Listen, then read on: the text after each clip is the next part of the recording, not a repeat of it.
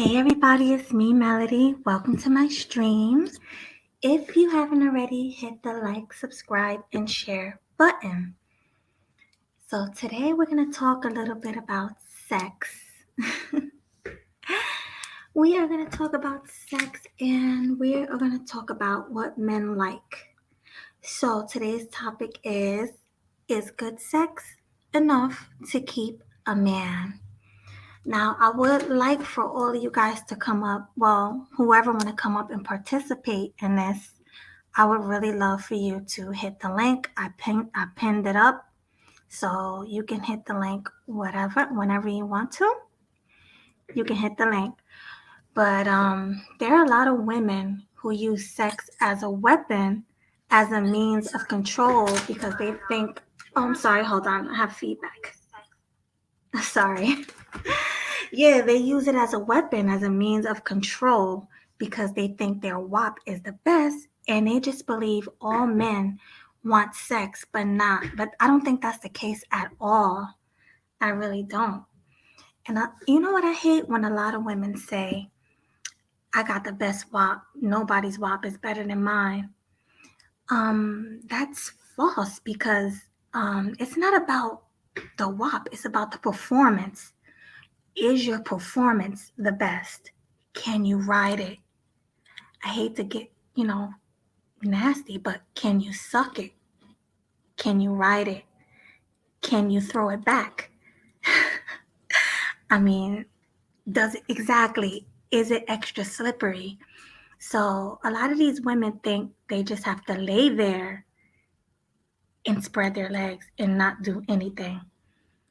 But no, you gotta get up, you gotta be energetic, you gotta lick it, you gotta suck it, you gotta do everything it takes to keep that man around.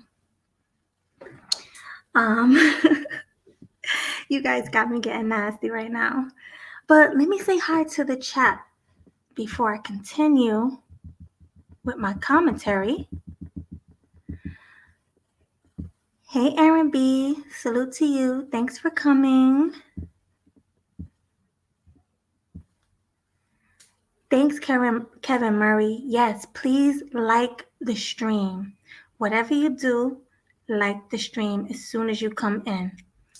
Also, if you have a platform, if you're a content creator, if you have an IG, if you have a Facebook, please share this. Share this. And no, I will not take it down this time.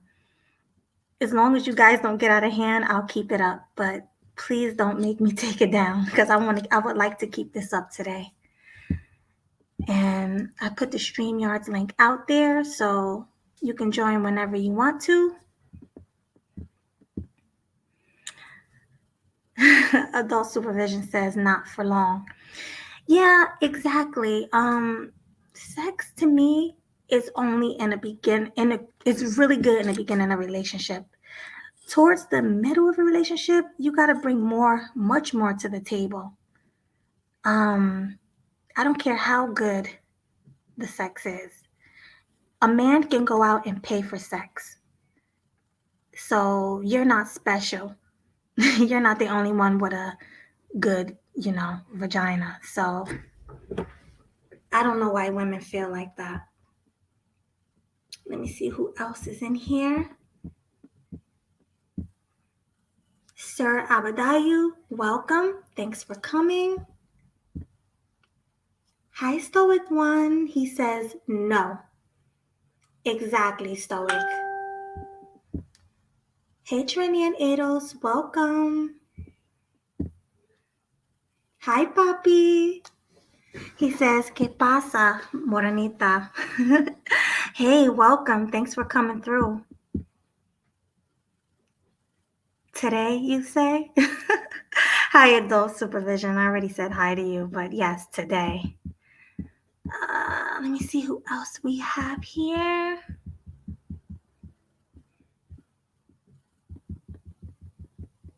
Do you guys hear a noise? Do you hear any noise? Because somebody told me when I first start my streams, it's always a lot of clicking, and I don't know why that is. Hey, SA Red Pill, salute to you. He says, when last you got the D? Put it this way, I'm celibate, so it's been a minute, but I'm not gonna put my business out there of when it was. But yeah, it's been a little while. Hi, Just Being Jazzy, salute to you. No Country for Old Simps, hey, salute to you. Keith Woodards, he says, hell no, even great sex from a woman is not worth to keep a woman. Her mind should be better than her sex. I do agree with that, but we'll get more into that later as I go on. Let me see who else is in here. These nuts. Hey, these nuts. He says, money, looks, and penis. Future single mother. Facts. That's all that these women are good for is becoming single mothers when all they have to offer is sex. So I'm glad you brought that up. Let me see. Hey, Lando, salute to you. And Straightway Georgia Elder Rufus, salute to you. Okay, one more person I'm going to say salute to, and then we're going to get started. Hey, Victor Matthews, salute to you. Okay.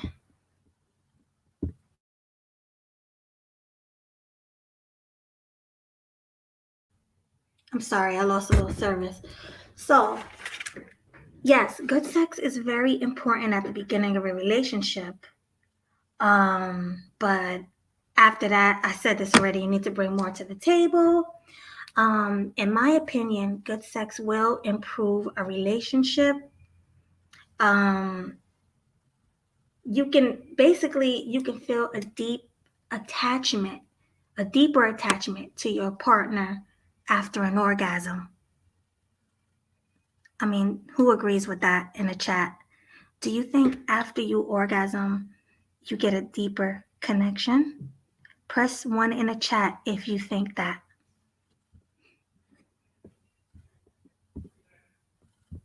Put a 1 in the chat if you think after an orgasm, you become closer to your partner. I don't see any ones. Put a 2 in the chat if you think that's BS.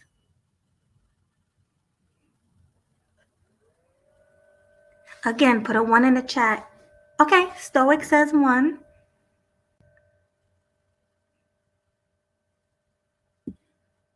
Adult supervision says maybe in the beginning. Then we have somebody who said only females.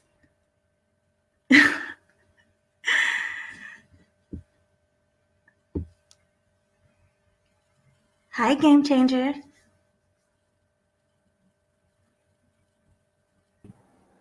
Hey, what's going on, Melody? Hey, nothing much. What's going on with you? Nothing much. I just left Chantel's, as I'm pretty sure you know. Yeah, I was in the clouds. It was a great show, by the way. Oh, thank you.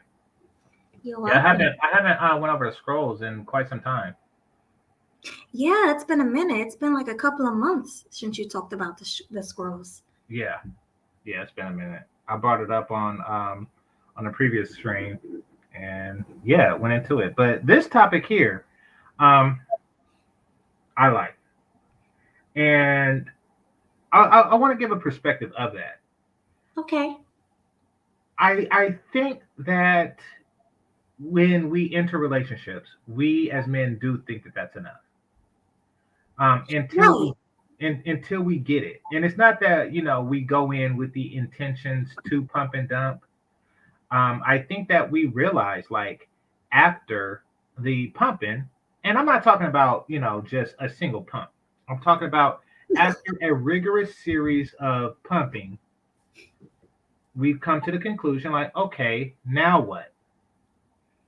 And Right.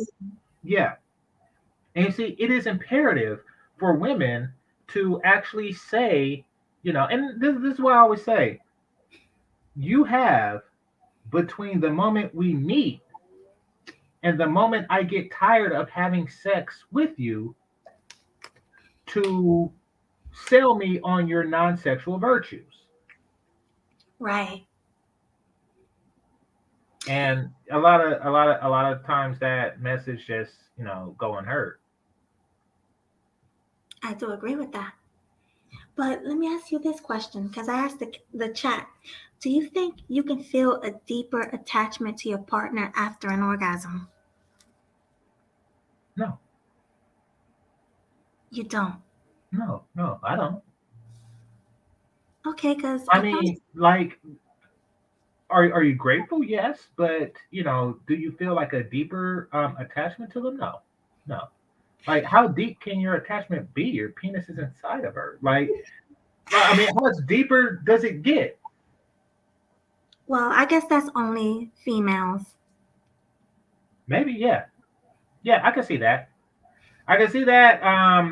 That there is an emotional attachment that they have with somebody that they have sex with, and that's because they look at it as something that they invested into. In fact, I use that as a push to get women to have sex with me sooner, and they should. They should sleep with me as soon as possible, simply because I want that connection. Right. Oh, so you're Like that. saying, Go I'm for it. sorry, I'm sorry. So you're saying the quicker she give it up, the better the connection will be. Is that the case with you? On her end. Now, with me, it's a different story because when I was single, and when you're single, you kind of like you go out and hunt for sex regularly.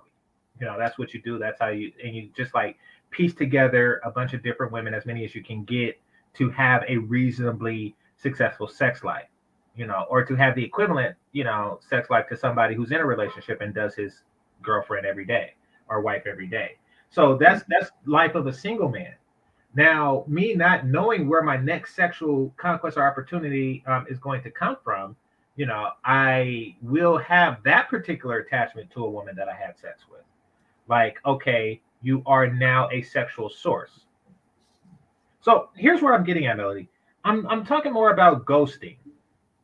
So you meet somebody, you like them, and then a woman says, I like you, but I'm not ready to have sex with you. Now, which is perfectly fine. That's her right. But what I tell them is that, listen, we don't know what's going to happen between right now and our next date. We don't know that. We Right. don't know if you'll get a new job, if a old friend or classmate calls you and they live across the country and you go and visit. We don't know what's going to happen, and because we have a weak connection, a non-sexual connection, it's easy for you or me to ghost. Right. However, if we were to have sex, we would have a strong connection, meaning that, you are going to want to, so you're going to answer when I call because you want to, see that your sexual investment matures. And I'm going to call because I want some more pussy. Okay. Right. So if you want to help to assure that this goes somewhere, then you do me now. Suck my penis. You do that now, and we will move. It's more likely that we will move in that direction. Right. Exactly. But that's not all you want, No, it's correct? not. But you have to. But from there, it is incumbent on you. When I say you, I'm talking about the woman. It is your duty to show that you have other stuff. Give me the other stuff. You gave me that. Give me the other stuff. You have between now and the time that I get tired of having sex with you to show me the other stuff that you have, Right. and I want that. So let me ask you a question real quick before I go to Javon. Could sex get boring? Yeah, it does. It always does. That's the point. You have that. You have between. That's why. That's why you got to give me the other stuff. You have between the time and the time I get bored with your vagina to give me the other stuff, and then I stay for the other stuff. Right. That makes sense. Yeah, yeah. Thought of it that way. So, hey, Javon, what about you? How do you feel about this topic? Just said it's our part is to get you, and your part is to keep us because sex it's a part of our biological imperative, you know. So Mm-hmm. y'all might have a connection, y'all talk for a little while, you know, maybe y'all go out. I mean, let's say maybe like y'all go 2 to 3 dates. You kind of, but you kind of invested some money, so you want, you know, some return. So you might deal with her for a little while till you get the sex, and then you're like, she my time, but you know, I wanted some sex, so I got that. And so that's when Game Changer was kind of talking about ghosting. That's pretty what usually happens. Like a guy talks to a girl and finds out she's not really about shit, so he just wants to go to the next one. But yeah, it's more imperative for a woman to keep a man than it is for a man. Like a man doesn't really have to do much. I mean, he does, but it's not really his job to try to keep one woman unless she proves to him that she wants to be kept. Other than that, he's gonna just go from woman to woman, and it's just how. Especially because long term relationships usually head south over time, and then like the sexual connection diminishes, and then what's left, right? Nothing. Exactly. That's why I say if a man finds out that a woman really don't have that much substance, then it's like I, there's really nothing I can do for her, but we can have sex, and that's about it. So that's how that happens usually. Right, exactly. Now, can all right, so let's get into the benefits of sex though. Do you think sex is a big, huge part of a relationship? Do you think Yeah. it's the biggest part? Well, sex is a representation Biggest of the part. relationship. Yeah, I Go wouldn't say for it. it's the Go for it. biggest part. Yeah, yeah. No, I wouldn't say it's the biggest part, but it's important, and y'all have to come to some type of level to like understand. Like, look, the sex is good, but we have to, if we're going to be together, we have to do something bigger, or focus on something more important, Right. because But what if that's not going to get us anywhere. what if the sex is trash? Does that matter to So you? yeah, you find somebody else. Really? So what if she's a good woman? She's catering to you, she's giving you massages and foot rubs and she's your helpmate, but it's just trash. Well, I mean, unless a woman is somehow um, um, malformed down there, it's never really trash for a man, unless the relationship is trash. Because sex, at least for me, and I'm pretty sure many others, is a representation of how you feel about the person. That's Right. why, when you have like angry sex or makeup sex or sweet, loving, nurturing sex, et cetera, et cetera, et cetera, the type of sex that you're having is really an expression of how you feel about the person. I'm angry with the person, so I have angry sex. I feel this way about the person, so I have this type of sex. That happens in a sexual relationship like throughout the day. Like, ooh, you know, because she did this for me, I'm going to put it down like this. That is so it's a reflection, it's a representation of the day or, of the time since you last had sex with that person. Largely is what it is. Now, if it's trash and meaning that she's uneventful, she's starfish like, she's stale. That's the word I'm looking for. She's stale in bed. If she's stale, then that's because at least in that particular time frame, the relationship was stale. Really? So you think she's gonna act according to how the relationship is going? Yeah, I think both parties do. Yeah. Yeah, I could agree with that. I could definitely agree with that. That plays a because for women it's an emotional thing. That's why guys kind of have to spit game to women because they like what they hear, and if they feel good on a certain day or a certain time, or they feel good about the relationship, they'll be more you know ready to have sex because they're in a good mood. But if they're pretty much had a bad day or got a bad phone call or something, then they're really not going to be in the mood. So I think for women, it's more of an emotional thing because, man, it doesn't really take much for us, boom, you can get hard so, but it's more of an emotional thing for a woman. So if she's having a bad day, you could pretty much say you probably ain't getting none at that particular time. Right. So, does it matter to you guys if a woman goes down on you?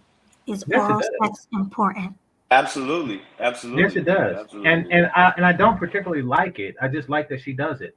Psychologically for me, it's an act of submission. She's on her knees and stuff like that. That is a turn on and often a precursor to regular sex. Yeah.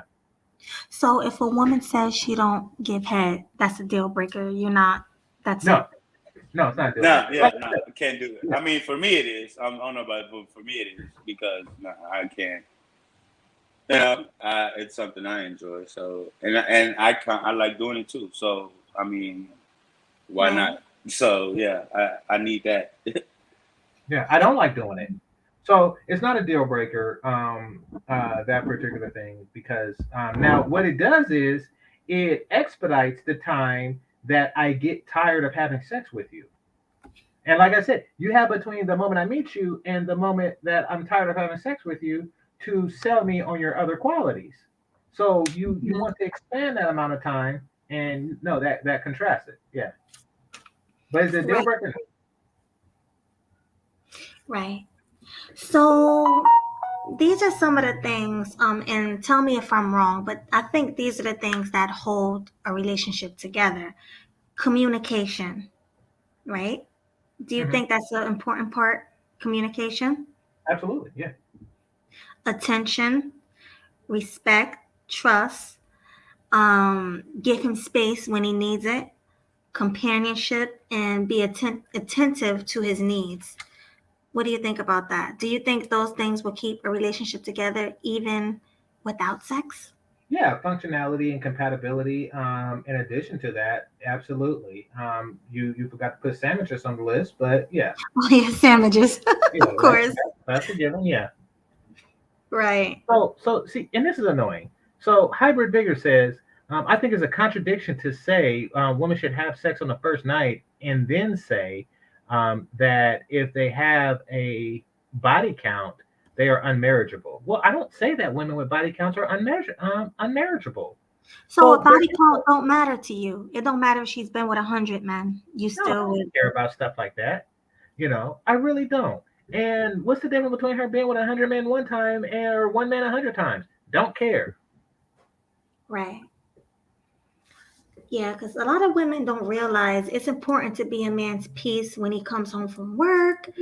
And, people out there already try to tear him down. So when he comes home, he want to come home to you in conversation, not just sex. But can I just say something about what Game Changer said? I understand what you're saying, brother, but it's for her. If a woman really has been with that many partners, it'll be harder for her to really like have a bond to you. Let's say if y'all try to have a deeper connection, because after all of those men, it's hard for her to really form a connection because it's just not in a woman's nature to be with that many men. And I mean, kind of for men too, but more so for women. It's just not in their nature to be from men to men to man, and then really try to form a connection because it just doesn't work for them. They're emotional creatures, and dealing with all of those emotions from different men, and I think it's not good for them. Well, I think that the emotions is the same if it came from a single man. Like so, say a woman had a series of one night stands because she had several failed attempts to create a relationship with these guys. Say she did that, right? Then Now, does she have as much baggage as a woman who was in a long-term relationship and, the guy just up and left her for a white girl? Wait, can you repeat that? Yeah. I'm not understanding. Wait, what did you say, GC? I'm sorry. No, I was okay, put it like this. He said baggage. All right. So, what's worse? One 100-pound bag or 101-pound bags? 101-pound bags is worse. Well, there No? you go.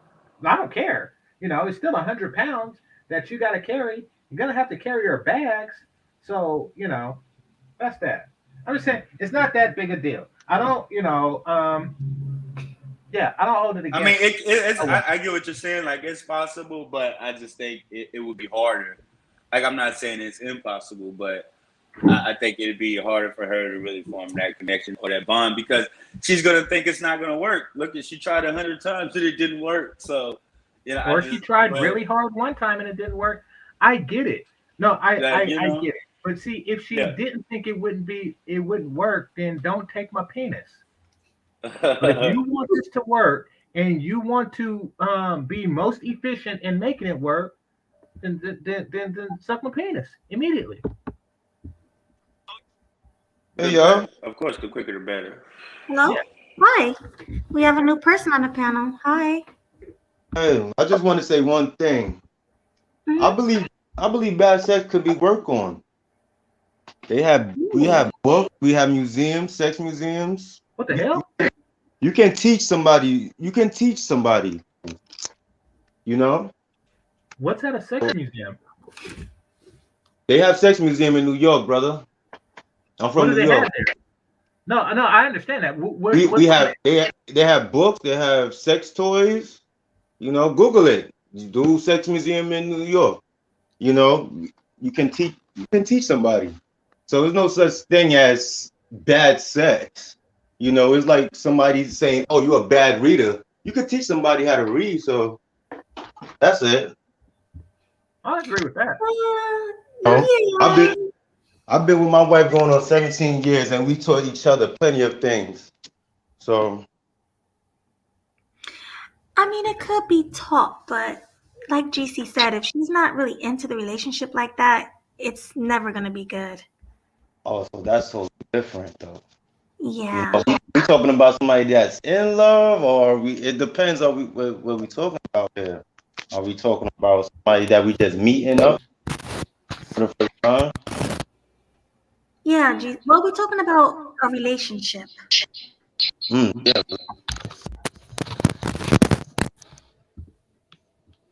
We're pretty much talking about a relationship. Like, if the sex is bad in a relationship, could it work? Yeah, correct. I believe so.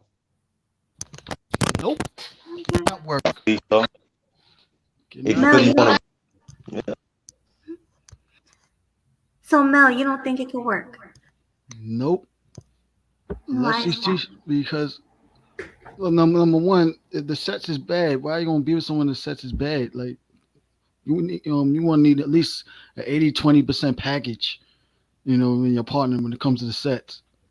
So So if that you. person's not willing to want to explore new things and it's always gonna be basic, two things gonna happen. They're gonna be with each other for other reasons, but that man's gonna creep around behind his wife's back consistently. Or if the dude's bad at sex, she's gonna creep behind his back and stuff. So it's more like you got to be the best package you can be for your partner in all ways and stuff. Okay, so sex is very important to you in a relationship, whereas GC said it's not really that important. Hmm. Yeah, and also depend on the person. Yeah, I mean, not Okay. not to say that I would be with a bimbo that could give me good head, but if she can't cook at home and doing none of the basic stuff, then you don't need to be living with me. Just come to me for my my pussy appointment. And that's it. So what if she's porn star status? Like, what if she make you feel like no other woman made you feel before? Like, the head is good, she can ride it real good, she swallows, she do everything you want her to do, and you never had sex like that before, but And she sucks Melody, at Of catering to course. you. Hey Melody, could you bring up my screen? Yes, I want to show you something. sure. Sorry to interrupt. Divorce. That's all Um, I just wanted to say. So Yeah, I don't think GC that man, really good was work, good necessary. job on the interview you did with Sante Simone. thank you. Yeah, it was really good. Yeah. So Melody, something's up. You got to contact YouTube because this happens to me. So you see how these channels are red with the whole red broadcast thing? Yeah. That's to show that they're live right now, but yours isn't. Oh my God, Now I'm why? subscribed to you, and of course I hit the bell and everything, but you. So I have this problem too, meaning that you're not really getting properly, you know, advertised. So Wow. Try refreshing it. You got no, I refresh. just did. I just did before I brought it here. So did anybody else get the notification that I was live? I got the notification. Do they when they did you subscribe? Press the bell button also. Yeah. No, I said press the bell. So you're saying that I'm shadow banned, pretty I don't much. know. I wouldn't go that far just yet, but I'm just saying like something is happening that's not good right now. You know. Okay, now there it is. So Oh, you're now it's seeing it there. now. Yeah, I see See, it now. yeah, you have refreshed it, right? Yeah, but I refreshed it before I came here. Oh, I know what you're saying, but I'm just saying like it shouldn't happen after 30 minutes. Okay, and now so now yeah. Danica, Pablo, and everybody's there. Here, I'll show you again. Oh, Okay, cool. Hi, yeah. Trey. Welcome. Hey, Sister George. Thanks for coming, y'all. Yeah, so Pablo, yeah, and Mace and everybody subscribed to Little Big Nate. Yeah. So all right, there we go. Okay, so I And you're want. at the top. So yeah, there you Okay. Okay, cool. So you just had to refresh, so that's really good. go. Hmm. Man, So, yeah, Mal. So what present if that she's question. porn star? What if she's porn star status, where she's doing it? You never had sex like that before, but she sucks at taking care of your needs. Is that good Like what enough to keep you? domestic needs? Like Yeah, cooking food and everything? like she sucks at catering to you. She sucks at cooking, cleaning. She sucks at all of that, but she's porn star status. Right now, me now, I wouldn't deal with that. Like I said, just come to me for sex appointments. That's it. But if you want me to wife you up, if you want me to earn, if you want to earn my last name, there's other primarities you have to do other than just sex. That's just my preferences and my demands. Pass me, sent me. Like I said, that works for dudes that don't have experience in the dating world, women, and even their own masculinity and stuff. Like it's like the old saying we always say when we see some dude that might become red pill, but if they meet that girl that give them that good dome, they revert back to their blue pill ways and stuff. So Right. Now, it depends on the woman. Like, I think good sex is enough to keep a man when you're his side piece. Because I know people that's been side pieces for years. I actually have a friend who's had her side piece for like 7 years. mhm. He's been married for 7 years, and he's saying that the sex with his wife is bad, so that's why he got his side piece. So, but like, so you're saying if she's your wife, then you won't keep her, pretty much. No, she will do the duties of a wife that I want. I have certain preferences that I demand. So if all you got is just sets to present to me, I'm not gonna wife you up. So I need a complete package. That's how I am. You gotta have good sets and be able to make some good ass sandwiches, and still be a good mother for my kids. I said you could be Claire Hustable in the streets, and be Little Kim in the bedroom and stuff. That's how I like my type of wife. Right. I think that's how every Mhm. man like his girls and his wife. As for the situation with the guy, kind of already know why he's still married to his wife. He said the sex is bad because she do good. She just do good domestic skills. That's it. I mean, yeah. I mean, he's still gonna have to smash his wife once in a while and everything. But when it comes to domestic skills, the image of the wife he wants, yeah, top on line like that. Does he got kids with her? Huh? Does he got kids with her? Yeah, let's say he got kids with her and everything. No, I'm talking about the guy you was just talking about. Oh, That side yeah. piece. Not with the side piece, but he has Yeah, I kids. know. Oh, okay. Oh, okay. Yeah, he has Yeah, kids. that's why. Yeah, the image of his mother. Yeah, and you gotta understand with dudes like that cheat also too. Like some sex capades that this is the reason why dudes have a side piece. not gonna have sex with his wife the same way as he does his side piece. So as you would say, like you say, the side piece get the porn star type of set scenes and everything. As his wife, he has a certain image he has of his wife as you look up to her. Now that situation is like Claire Huxtable separate, Little Kim is a separate girl, two separate girls. So yeah, he's he's bigger than like I'm going. This is the wife that I go home and kiss my in the mouth with, and she kissed my kids in the mouth with. Right, GC spoke of that before. Remember, GC? Something Yeah, about the Madonna. the Can you Madonna horror explain that? complex. Absolutely. Yeah, Exactly, yeah, Madonna. Yeah. And we have to grapple with that. But just because a woman has sex or she's good at it, I mean, y'all bringing horror into the thing because you brought up porn stars. Now, just a woman can have good sex without being paid for it or selling it, for entertainment purposes. I will say that. But a lot of men grapple with making a woman a housewife if she sold herself sexually, or if he looks at her as a sexual object. right. I mean, I Exactly. still do, My for bad, bro. example. Right.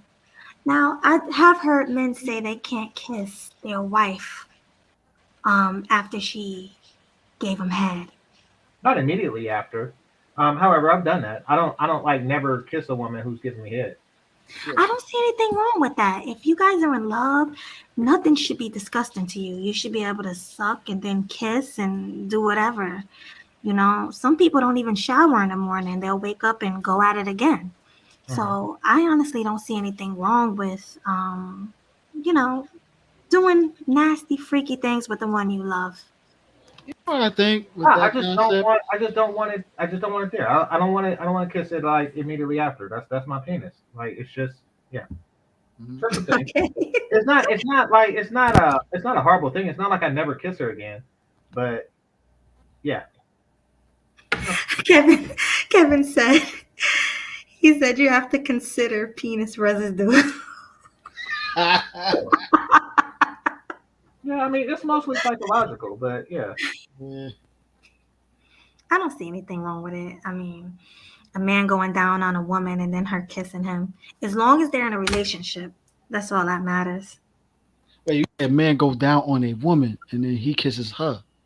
Yeah, or if That's a woman goes different. down on a man, vice versa. Now that's different How so? because most How's it females like different? eating like the taste of their own honey. So it's like, yo, if he down on you, eating your coochie, and you come in his mouth, she kissing her own quad. Like, that woman is freaky like that. She's like, she knows.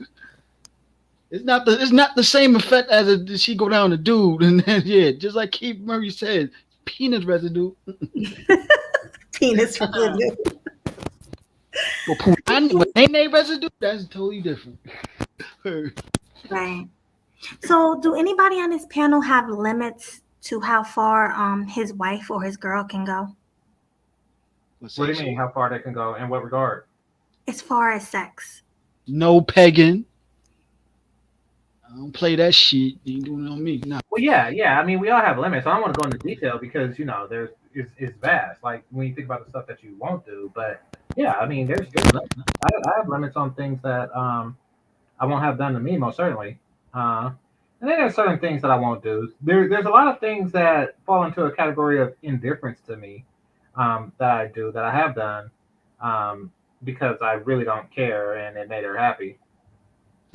Right.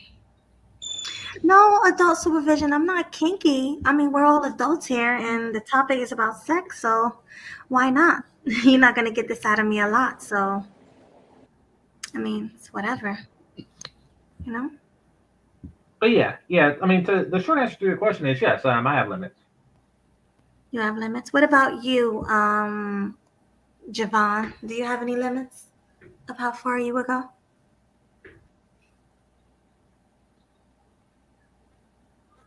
You know, Hello? You there?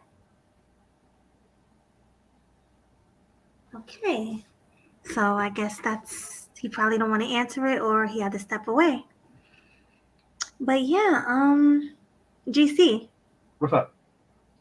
So what do you require a woman to do for you in a relationship, Well, you mean sexually or otherwise? sexually and otherwise? I won't go into detail sexually, but just in general, just sex submission sandwich is, I guess, the short of it. Right, that's what I was waiting for you to say. I knew you was gonna say something about making sandwiches. Yeah, which is really just a comedic way to express submission. Right, exactly. But yeah, That, definitely, yeah. okay, Well, what guys. about you as far as limits go? Like, what's your limit when it comes to like, have someone made a request of you that you just thought was outlandish that you just Well, had? yeah, one thing that was requested for me to do was to do it up the. Well, you don't have to go into detail, but Yeah, I'm yeah. not gonna go into the anal sex. I've never done it before. I'm Hmm. a little nervous. I've heard negative things and negative effects that have on women. Okay. Um, as far as using the bathroom and things like that. I don't want to really mess it up. Well, So, yeah, that's the details that we could have avoided. Yeah. right, but yeah, that's the thing that I would never do. Hmm. But other than that, if I love someone, if we're in a relationship, anything goes. Anything. But I hear a lot of men saying, "No, I wouldn't do this. I wouldn't do that." And I can understand not wanting to peg cuz cuz that's going a little too far, but everything else should go, you know? No, I don't. Everything else should not go. There's a lot of stuff out there, Melody. There's a lot of stuff out there that people will request that's simply undignified. It is. There was a situation where, and this is quite common, where these white guys want you to sleep with their wives in front of them. And Oh come yeah. That's like pretty Yeah, bad. What do you call that again in the cuckolding. BDSM it's world? cuckold. Yeah, so they have a cuckold Cuckold. fetish. Yeah, Mostly they go to us brothers. right. So you guys would definitely wouldn't do that. That's off limits. And she paid. They had to pay me to do that. Nah, I'm not gonna do it for Me, money. yep. 10,000. I don't, I don't, I don't have sex for money. It's a principle. Hey, me, I would shish. I mean, I still have limits and rules why I don't do for money, but still, hey, do want me to have sex with his wife? Run them, yo, five G's. Right. Well, I heard in the BDSM world, pretty much anything goes.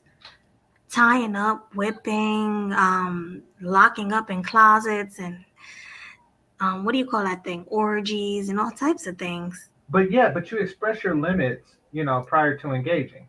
Yeah, You that know, have you like and you tell them, like, so it's in the BDSM that you meet people who are into that, and of course you have to consent, and they ask if you're into that, and I show a picture of the wife, but it's like, no, hell no. To me, like, to each his own if that's what you like to do. However, to me it's an undignified thing, particularly because of the race aspect of it. You say so? Black people don't usually do that. I'm not saying black people don't do it because that's who they do it with. I'm saying that because I'm sought out because of my blackness, as Oh, part of yeah. their fetish makes me less willing to want to do it. Right. Your blackness won't allow you to do that to get that far. Yeah, I get what you mean. Yeah, I definitely get that. But I know that it's definitely more of a Caucasian thing, BDSM. Like you have some black people who's into it, but that's very few. That's probably only like 15% of black people. Well, yeah. I mean, it's officially very few because they control the culture. White people control the culture. So when you go to the venues, it's mostly about them. But there are more black people who are into it and even practice it. Many of which, including myself, before I actually knew what it was, don't even know what BDSM is. They just know that they like particular aspects. They like to identify as dominant and submissive sexually. Hmm. I think that's what I like about it. I like that, and I also like calling, to call your man daddy. I think Right. that's So good. yeah. So and most women like to do that, and most men like having it done, including black men. So I don't think that it's really like a white people thing. I think that they're the ones who put a label on it, and trademarked it, and like okay, this is, and so it's associated with them. But I think that's a everybody thing. Like having a healthy relationship between sex and power, and expressing that relationship is not uniquely to white people. Exactly. But I think I heard you. I think it was you that said BDSM relationships are a lot better than regular relationships. You can become closer to your partner when when you're studying BDSM. It is because the fact is you're more subdued into your roles as the man and woman in the relationship, and the more dominant the man is in the relationship, he's gonna be more submissive. And like now that put BDSM into the equation of it, yeah, like she's supposed to be more into your submissiveness, like that. So like even when out in the street, she'll still call you still call your man daddy in the street and everything, being so submissive Yeah, and stuff. Yeah, so. it's a turn on, like wearing a Mhm, collar for him and calling him mhm, daddy, and mhm. you know, and especially when you're like really feminine and submissive like me. I've Yeah. always been this way even since I was young, and I always thought it was something wrong with me because I used to look at other relationships where the women ran things and the women weren't as submissive. Mhm. So I used to be like, is there something wrong with me? Like, am I a punk or am I scary? Like, or am I a ditzy? Like, there was a lot of words that other women used to use to try to shame my femininity, like, because I was always so girly. So a lot of times other women made fun of that. But, and I didn't even know anything about the BDSM thing until now, until the manosphere. So it's like, wow, have I always been into this? Because it seems like that's the type of relationship I may want. Because I've never had a relationship like that. So I know that it works for some. Definitely. You ever been around a BDSM party? No, I haven't at all. But I'm just willing to. I know this sounds funny, but I'm willing to surrender everything for a man. Like to sacrifice myself to a man. I wouldn't mind being his Damn. slave. No, I'm serious. I wouldn't mind being his slave. I wouldn't mind doing everything for him. You know, I really wouldn't. So yeah, Wifey vibes. Mm-hmm. yeah, that's probably what it is. I'm probably wifey material and don't even know it. So and didn't even know it until now. So Yeah. Yeah, I think that's all it is. All the women trying to shame you, they just see something that they didn't have in you, and so it made them jealous. That's all that is. right Exactly. in the sisterhood, they love to shame other women, Yeah, and exactly. Yep. right. And I never really got along with women like that, but I see why. I'm kind of different. Being a black woman, I was never like other black women. you know, I You're a never threat. was in the sisterhood or anything like that. So You're a threat. And that's why black women at the bottom when in terms of marriage, because they see submitting to a man as weakness, and that's a woman's power, being right, a I woman. heard That's right. so it's their fault, it's their loss. So they got to deal with it. Like I heard it all. I've heard punk, I heard weak, and I'm just like, wow, like really, all of these names? Why can't I just be a submissive woman that want to submit to a man? So yeah. But back to the BDSM thing, I have heard a lot about trains. I'm really not into that. Like having a whole bunch of men run a train on me. That's a no no. Gang bang. Yeah, gang bang exactly. Right. And then the other thing about the safe word. GC, can you explain that? The safe word again? So safe word is just a way of saying, this is going too far. It typically is used when pain is involved. Whether it's a spanking, whipping, et cetera, et cetera, et cetera. This is just a way of saying, slow down and stop. Now, people would say that stop and et cetera, et cetera, et cetera, are considered safe words in and of themselves, but That's not necessarily the case because they say it and they don't necessarily mean it when a safe word is established. That's just part of the immediate feeling that they have. However, saying stuff that they would unnaturally say um, would be usable safe words. Right, like pineapples, is that one of them? And I've Well, heard yeah, that pineapple. one. Pineapple was one I used to use, and then that was also Kevin Hart's safe word. Right. Obviously, it's something that's supposed to be just out of context. Mhm.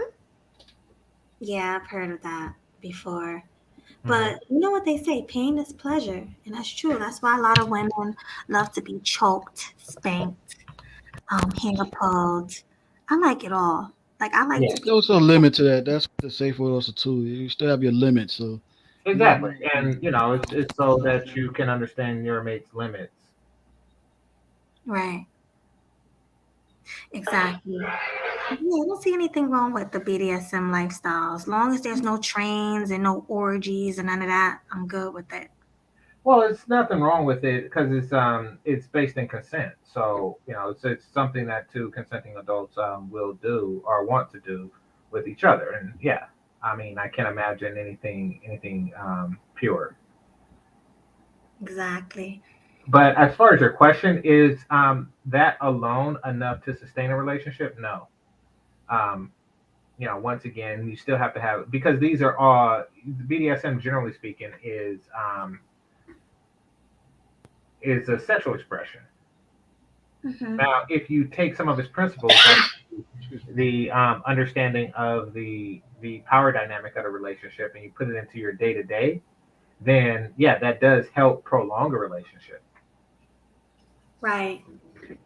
But also, you do have some of those relationships back to BDSM where the man have to cater to the woman. So in that type of relationship, good sex may be enough to keep them. well, that When the relationship tables is turn. the woman is the bull and stuff. Yeah, and the dude submit Right, and stuff. right. The tables turn. So in your opinion, do you think that type of relationship is good enough to keep a man? But they Wait, start you're talking about the that's like the femdom cuckold. relationships? I'm sorry, what did you say? You're talking about the femdom relationships? Yeah, Yeah, like when the woman is the dominant one and the man has to come home and cater to her and cook and clean and do all of that. Is that So, type of relationship good enough to keep him with the sex? um, well, okay, that from what I've seen, those don't really function as well as they would like for them to function. And also, it's not always the case to where what people do in the bedroom is a representation of what goes on day to day. For example, a man can be dominant in the day to day activities and then be submissive sexually in the bedroom. Um, so that has a better chance of working than a relationship where the woman is dominant um, throughout the relationship. She's dominant in the home, she's dominant in the bedroom as well. And that's not because um, that's not how can I say this? The reason for that, as I've seen, is because submissive men aren't as functional in the real world as the women would like for them to be. What do you mean by that? Can you elaborate? Yeah, I've seen so that myself. Yeah, so yeah, G speaking points and facts with that. Yeah, like because it's like they going outside their nature and stuff. Yeah, woman trying to be dominant 24/7 like that. Yeah, you see the backfires of that and stuff. Even in a sexual relationship like that, yeah, it's gonna be yeah. If she's dominant all the time, and even out in the open streets and everything, yeah. Number one, once in a while, she probably gonna creep behind his back and stuff like that. Yeah, like she making him feel like he's the dominant one at certain time frames. You got women like that, but she's gonna want to be dominated once in a while, and it's not gonna be about her husband. So it's more like yeah, depending on the benefits she getting non sexually out of that dude, most likely financial and stuff. He's good providing everything. Yeah, those relationships don't work. Period. So what about the one where both are dominant and both are submissive? Like sometimes the man is submissive, sometimes the woman is submissive. Do you think it'll work in that relationship? it's possible. I haven't seen that work, but I don't. I'd have to see it play out. Yeah, Right. that's like five. I would say 5% of that actually working in couples. When Yeah, like both fighting for power like that, especially in our community. Oh hell no! Yeah, Heck, because and, I and keep heard in mind, ARC Melody. speak of that, and I was wondering, this is interesting. How does Mel, that work? you gotta mute when you're not talking because your mic is. Yeah, Mel, can you mute, please? Or drop down and come back up because it's kind of crackly. Yeah, but when I heard ARC speak of that type of relationship when we did our one-on-one, I was wondering how that would work. I'm Especially, being honest. Like outside of the BDSM world, I really don't see what what works and doesn't work in that regard because I don't know how people get down in the bedroom. That's so I and that's what we're talking about here. Like if taking turns, I don't think that works like on day to day. But in fact, I haven't really seen that work on a day to day. But like if they want to switch, dominant submissive roles in the bedroom, I don't really know people's sex life well enough to give assessment. I do know that something like that is not really rare. People are pretty much consistent with their desires in that regard, but it could. I don't know. yeah, that may work.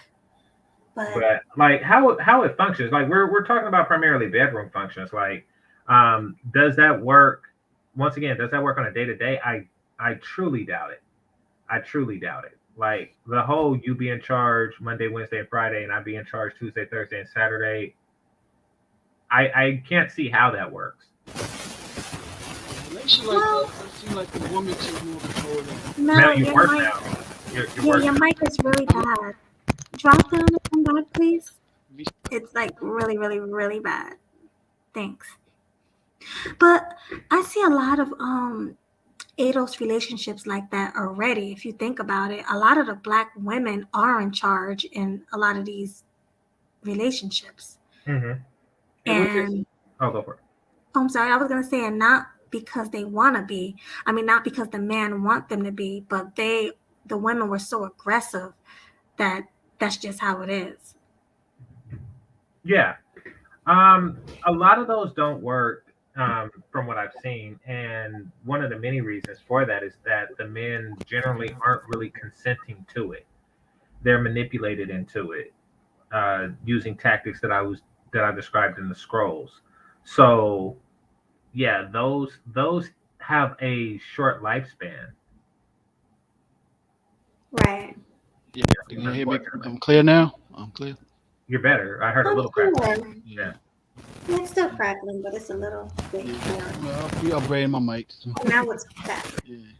Well, Now I do know that there are naturally dominant women out there, but to come across women who are naturally sexually dominant and dominant in the real world, it would work in that case, especially if you find a man who consent to submitting, and they do exist in reasonably high numbers, enough to fill the needs of the women who desire such men. So I'm not doubting that they're existing, and I'm not doubting that men don't willingly, submit. But to find a woman who both have a sexual desire for submissive men and desire that in their day to day life is rare because being a dominant figure in a relationship is a lot of involves a lot of things that women would rather not do. Right. It's hard. Mhm. I think I that. don't know why a lot of women want to take that role because honestly, it's easy being a woman. All you have to do is fall back in your femininity and do what a woman's supposed to do. Mhm. But with men, you gotta go, you gotta work extra hard, you gotta do this, you gotta do that, you gotta protect, you gotta provide. It's so much work with a man, Yeah, you so know? a lot of women want it because they see it on TV. They've seen enough episodes of Sex in the City to assume that this is what they want, but there's and maybe they have a sexual desire for it. So the few female dominates that I've come across, Many of them had a lot of financial problems. In fact, one of them actually tried to get money from me. I told you that story before, Melody. Oh Um, yeah, but you can repeat it for those who didn't hear the story. no, so basically, this was an older woman, and she understood that it's difficult. It's more difficult for a man to find submissive women than it is for a woman to find submissive women, because Right. women have a guard up against guys like that, against f boys. So um, so what she proposed was, and she was a dominant woman, and what she proposed was an exchange. I would send all of the men who were interested in me, because you get a lot of men who are interested in men on there. Even though you can express that you're not really into men like that, that Right. doesn't really stop them from shooting their shot. So I would send those to her while she sent, the women that are interested in her in that way to me. That was the arrangement. Um, but to make a long story short, it comes to find out that she was really like financially trying to. She just needed the money. She needed the money from these guys. She tried to, in a way, indirectly get you. Not you. But how can I put it this way? You're finding guys for her so they could trick on her, but do it indirectly. Like she was probably being an indirect madam or something like that, and you being an indirect pimp or something like that. Or Well, like, no, not necessarily, because how can I say this?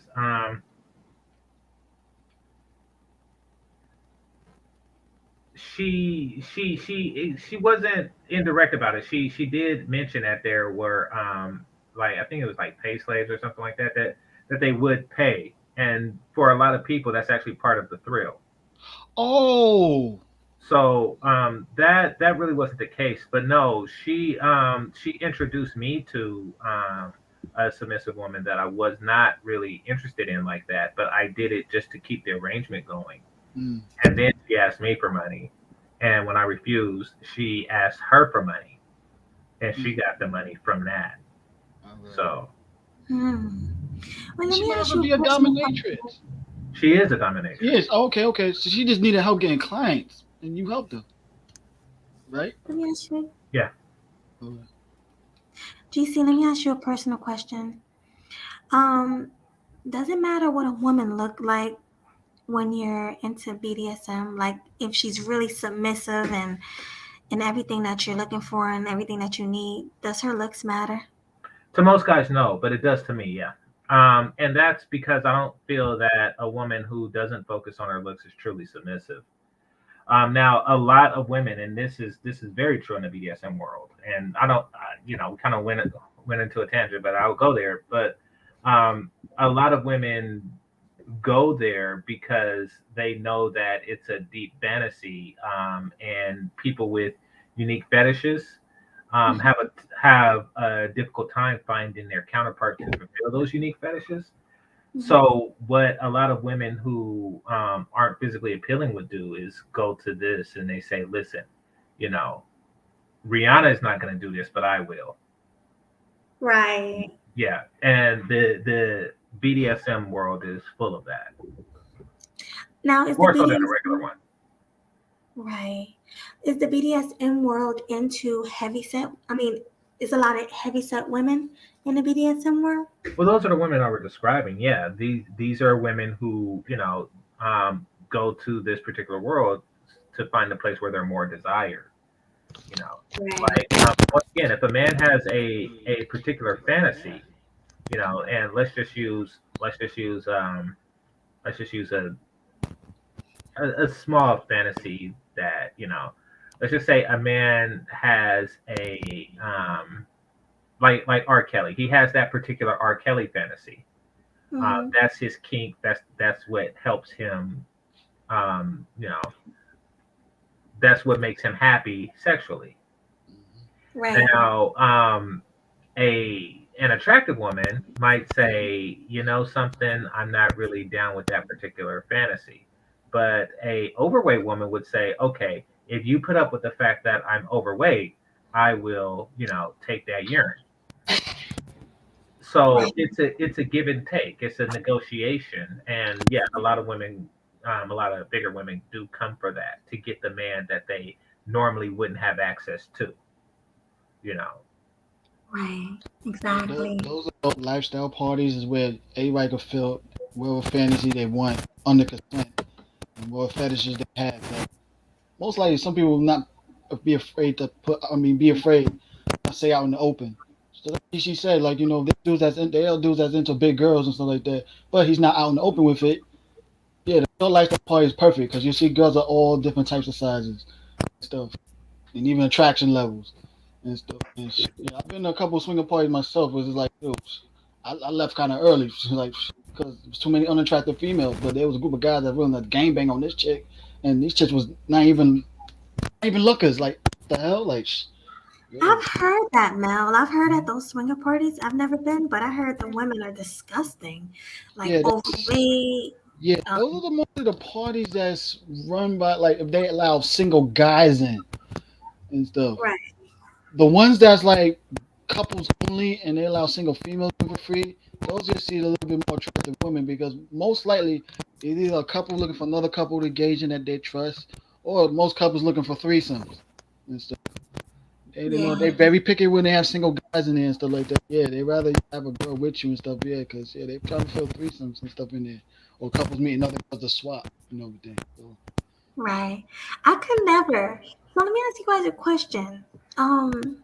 Would you guys be able to swap your girl or your wife out to another man during these parties, or is that off limits? it's not my thing, but I have met people who are okay with that. nope. Okay. What about you, Mel or Javon?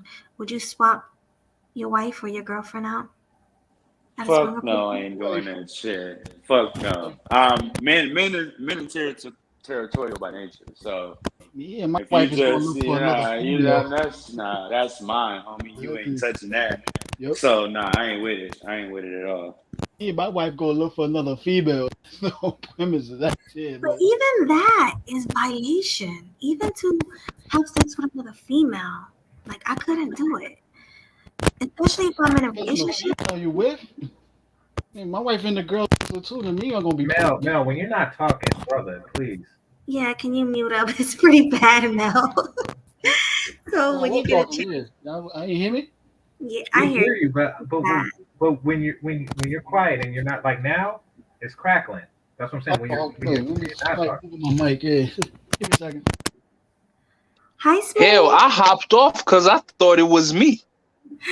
No, it's definitely I hopped Mel. off and came back on. It's been a long time. What's going on, Smooth? Not much. What's going on, Melody?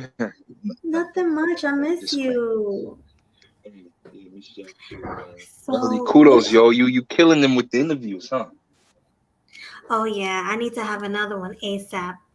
It's Yeah, been a man. while That's since I had what's an interview. The last one was Chantel. Melody, Yeah. what was the last question you asked about the swapping and stuff? Oh, I was asking, would you be comfortable swapping your wife out at a swinger party? No. Right? Why not? Like, what's your take on that?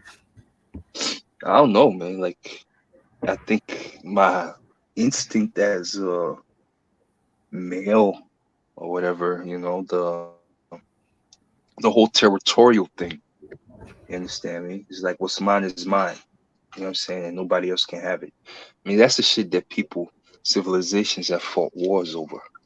So the whole swinger party thing, man, I, I don't know. See, anytime I used to hear about swingers or even see it on TV, there were always people that were like 40 and up, like mid to late 30s, but mostly like in their 40s and shit.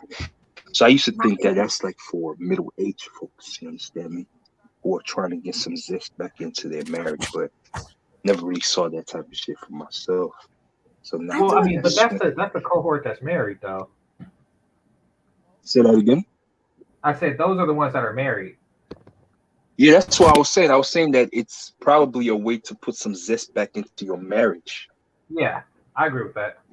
you know. But other than that, I don't know, man. Some of these things, like especially, I mean, I can only speak, I guess, from the threesome thing, right? Sometimes threesomes don't they don't always go that well. You understand me? Oh And yeah. Even a threesome, I think, will ruin a relationship. You guys don't agree? now, if I'm having a threesome, it's got to be with another chick. You know what I'm saying? Like, I'm not about to freaking uh uh smashing my chick with some Yeah, other dude and that's shit, called a train, bro. and then you're That's gonna not have a some threesome. sack That's a clapping train. going on and shit, man. Fuck all that, yo. Yeah, I don't know. Not even with another woman. Even if my man has like a fantasy to do that, I don't think I can go through with it. It's because, like, what if I lose him to her, or I don't know. What if that opens the door for him to go out and cheat even more? Because that's like technically that's not cheating because we both said okay, but that can open the door for him to be like, you know what, Yeah. I'm a cheat. I At don't that know. point, I It mean, he would could, have fucked up the agreement. but it could, Hello? Melody. But I mean, like But the fact that he asked for the threesome versus cheating really says something. Like, you know. I guess, but I just don't. I don't know. It's not cool to me. Hmm. But and like, plus, like I Melody, said, you man, already said he would cheat It's not for even everybody. more. Yeah. Yeah, You said well, he would cheat what I, even more, meaning that he's already cheating, it's not cheating. right? Well, maybe I misspoke. It's not cheating because we both said okay, but it's still. I think it's still wrong. with relations like that to work and everything, they tend to have be into the lifestyle before they even met and stuff like that. Like she was already into it, he was already into it, so they already came to understand what type of relationship they wanted and stuff. Because I know marriage couples that still in the lifestyle and stuff, and they still know how to separate that. So yeah, but most likely they have to be Now, I think there are already couples open that can Mm. come through into that this thing lifestyle. But new. if Like, it's someone to like you have a girl, but you into it, but the girl was never into it and stuff. But even if she's bi curious, that could backfire. It's like if it's like you probably would want your girl to experience it before she actually commit to you and stuff. So Right, but my fear will be that she's probably better than me in performance, or he might enjoy her better than me. I will have these things running through my mind. You know what I mean? What if he likes her better than me? What if they just go at it and leave me sitting here? Anything. well, But that's I the mean, whole once thing. again, sex isn't enough to sustain a relationship. Mm-hmm. And y'all have to come to understanding. To that level, like not make sure that y'all both don't violate each other. Like what goes on in our relationship, that's our bondage. But when we have activities, that is separate. Yeah, like we don't let outside people interfere with our committed relationship like that. Yeah, so y'all gotta talk and like ladies out in the open, everything. So when y'all engage in stuff like that and stuff, y'all come to more understanding that it's just about the sex and that is it. Right. Well, Classy Ruby says, you have a point, Melody. It's happening to my friend now. And she's 9 months pregnant. When she got pregnant, she wanted to stop with the randoms. He kept screwing randoms, but now hiding it from her. Was the that wish she could come up here. Yeah, I'll ask some questions. Was she like was Ruby? Can you come up here? Because yeah. Okay. Yeah, I'll drop the link, Ruby, if you want to come up and talk Well, in about the case that Ruby's talking about, it's difficult to determine like if you would have cheated regardless. Like that seems like know, like Yep. she did that to you know exactly. ward off the inevitable. Yeah, probably just to please him, but she deep down she wasn't really into it and stuff. You got females like that, yeah, like they just doing it to please their man. But like with me, if I was engaged like in threesome with women like that, I want my woman to actually be into it also too. Like not just don't just do it just to please me and stuff. Yeah, I want all of us to be pleased so we could But make sure we keep Well, that. You I'm not saying community Melody, minded nigga. Well, Everything what she you're does is describing. to. Well, Go no, no, ahead. I'm no. sorry. Go ahead, GC. Well, what you're describing, I'm trying to picture how it would work because what you're saying is that a man would he in order for it to work the way you're describing, he would have to like um get with you and say, "Hey, you want a threesome?" Have the threesome, have a series of threesomes, and then say, "You know something? Instead of for a threesome, I'm going to have a onesome with the other chick," and that doesn't really seem logically sound. Actually, when you describe it, yeah, because like I said, like that's what an open relationship is. Like if you want to stay engaged in outside relationship, you got to let your partner know, and No, if but they okay with it, but then you know. threesomes are different than an open relationship. What I'm saying is, what Melody was describing was different than what Ruby's friend is going through, and that is a threesome is two women. You know, in this regard, it was two women and one guy, and Yeah, Melody fears that he would leave her for the other woman, which would bring him down to one woman. But why would he do that if he desires threesomes? That's you see what I mean? Yeah, but what if what I want to ask Ruby is also is that was your girl always into at least experimenting the threesomes and stuff? Not before him. Nope. So That's why. yeah, and so he expressed the interest, right? And she said, "Well, okay, I'm down. I'm young. Sounds fun. All right, we're connected. Our sex life is good. So if it's something you want to do, cool." And so she enjoyed it. He enjoyed it. She got her pick of what woman it was. Um, and then it was like, okay, she got pregnant. This is years into their relationship. She gets pregnant, and she like she didn't know she was pregnant yet, but something about her started feeling off, and so she didn't want to go through with the most recent threesome. And then he basically said to her, like, listen, I'm so hyped up about it already. We know what the chick is already. As an Asian girl, I want to do it. So she said, okay, fine, you can sleep with her, but like that's it, right? Like since we were already planning it for tonight, and I just backed out last second, but let's not do this Oh, anymore, right? So he went, slept with that chick, right? And then she was like, okay, no more. He said, okay, no more. Now she's like 5-6 months pregnant and finds out by no more, he didn't go find more girls. He just kept sleeping with that girl. So and so his thing is what his explanation was, is that he loves my friend, right? He wants to be with her, spend the rest of his life with her, blah, blah, blah. But his sexual needs involve multiple women. he wants So compromise. yeah, pretty much, right? So like, okay, she doesn't have to, participate, although, and he understands she like, okay, I won't lie to you about it anymore, but I need at least one more person. Like I need that. So I figured it was safer for you in your pregnancy for me to just keep sleeping with the same woman rather than exposing myself to multiple women and then, different diseases and whatever to harm the baby. But I mean, really, he had been carrying on a side relationship. When you think about it, I mean, they didn't date; they were just having sex. But Relationship? 6 months of sex. Well, That's if just you a sex relationship, a casual sex relationship. It ain't no monogamous relationship. You just seeing her right, get his nut off with this chick. yeah, but for like 6, 7, 8, 9 months, like you're sleeping with another woman like 3, 4 nights a Yeah. week. That's a There's some lot. feelings involved at that point. Yeah, and then that's what he said too. So now she Yeah, was because really he. upset about this, and she's like, no, I didn't sign up for that. Like you couldn't wait 9 months until our baby was born. Like I didn't sign up for this. And No. he was like, messed and, up? and then he said, he's like, oh well, she doesn't make me feel ashamed for my needs. You make me feel ashamed. She makes me feel better about myself, blah blah blah. And by the way, I just want to throw it out there that while he's out there sleeping with this other woman, she's at home watching his 7-year-old kid, not hers, his 7-year-old kid. She has no kids Wow. besides the one that's coming now. Mm, So that was a great yeah, decision. this was But a yeah, big whole mess right there. Yeah, like calls on both parties, I would say. Yeah, this how that yeah, this is how them shits be going wrong, yo. That's why everybody always talk, oh, threesome, oh, it's so great and all that shit. But when that shit, it ain't really like what it seems to be, then it's Yeah. niggas ain't ready for that type of bargain when shit goes sour.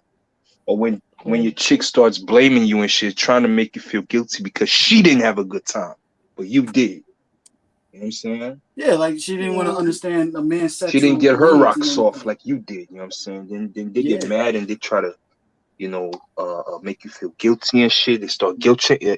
Anyway, y'all go ahead. Sorry. And it's gonna be hard for. She know that dude. Man, she was gonna have options, so it's gonna be hard for him to try to sustain his sexual needs while his wife is pregnant. I mean, you can still have sex with a wife while she's pregnant, depending on how many months it is. But I guess she was not into it as much like that. So No, she wants to have sex with him. She yeah, just doesn't want to have sex with third parties too, yeah, because okay, it's risky to the baby. So she yeah, was still having sex with him 5-6 okay. nights a week. He Oh, he was just just wanted also threesome. going out and sleeping with the other woman. Yeah, Yeah, yeah. that's the Yeah, thing. that's really messed up, and that's why I don't believe in threesomes, because stuff like that happen. Mm-hmm. She I is agree. really sharing her Classic Ruby, do you believe in information. threesomes? Not in like committed relationships that are supposed to be Exactly. forever. No, absolutely not. I think threesomes are the kind of thing you do when you're like just dating, you're trying to figure yourselves out and stuff, but like this isn't gonna last forever. You're just comfortable with each other. Because you're inviting a whole different energy into your relationship. Like, I mean, I'm not saying that it would necessarily break you up or like, they'll leave you for the other person, but like you're almost making your sex life like in such a way that it will never be complete just the two of you. It Hmm. can't, because you put a whole third person in. And now like it'll always feel like it's lacking unless you amp it up to having three people in there, right? It's kind of like people who get reliant on sex toys or porn. It's like without the porn or without the sex toys, and you're like, yeah, it's all right, I guess, right? You want to get the Yeah, toys out? cause it's just like I seen this YouTube couple online. Well, tell me, here's the whole thing. This YouTube comedian, her name is Cassandra Lee and stuff. She was in this relationship club. It was called a trifecta. With her and her husband, they was married, yeah, and then they met this third chick and everything. But they was new to the what she called the trifecta and stuff, and they wasn't around a lot of people that into the poly lifestyle. So it was like they went in blind, had videos, but things started happening in their relationship when the guy wasn't communicating. She fell out of love, and the third girl fell out of love with him. And unfortunately, his wife left the husband for the girl that came into the relationship and everything. So it's like, damn, it's like, Mm. and of course, this girl's mother and stuff is she's surrounded by a lot of lesbians also too. So it's like, her mother's a married to another woman. So, and majority of friends are into LGBT Well, there you community. go. So exactly. So I gotta do that wasn't gonna work out in a lot of ways like that because like I said, one silence they went into the poly without actually fully understanding the poly. Like you need to be around other poly couples so you know how to make it work with each other, and it didn't work out that way. So it's like now she's in love with the girl, and they're making new YouTube channels together. I think, oh damn. So, Oh, Um, wow. mm-hmm, Well, I think, to be honest with you, when it comes to like poly anything, it's not for me. I personally couldn't do it, but I think it can work, whether it's polyamorous in general, whereas in all three people in this relationship are all in a relationship with each other, or if it's just, having, polygamy or polyandry. I think it can work. Um, it just depends on how hard people are willing to work to maintain the relationships. Because even if you mm-hmm, are like polygamous, so you have sister wives, in essence, those wives have to love and respect each other, almost like family, right? That's why you call them mm-hmm. sister wives.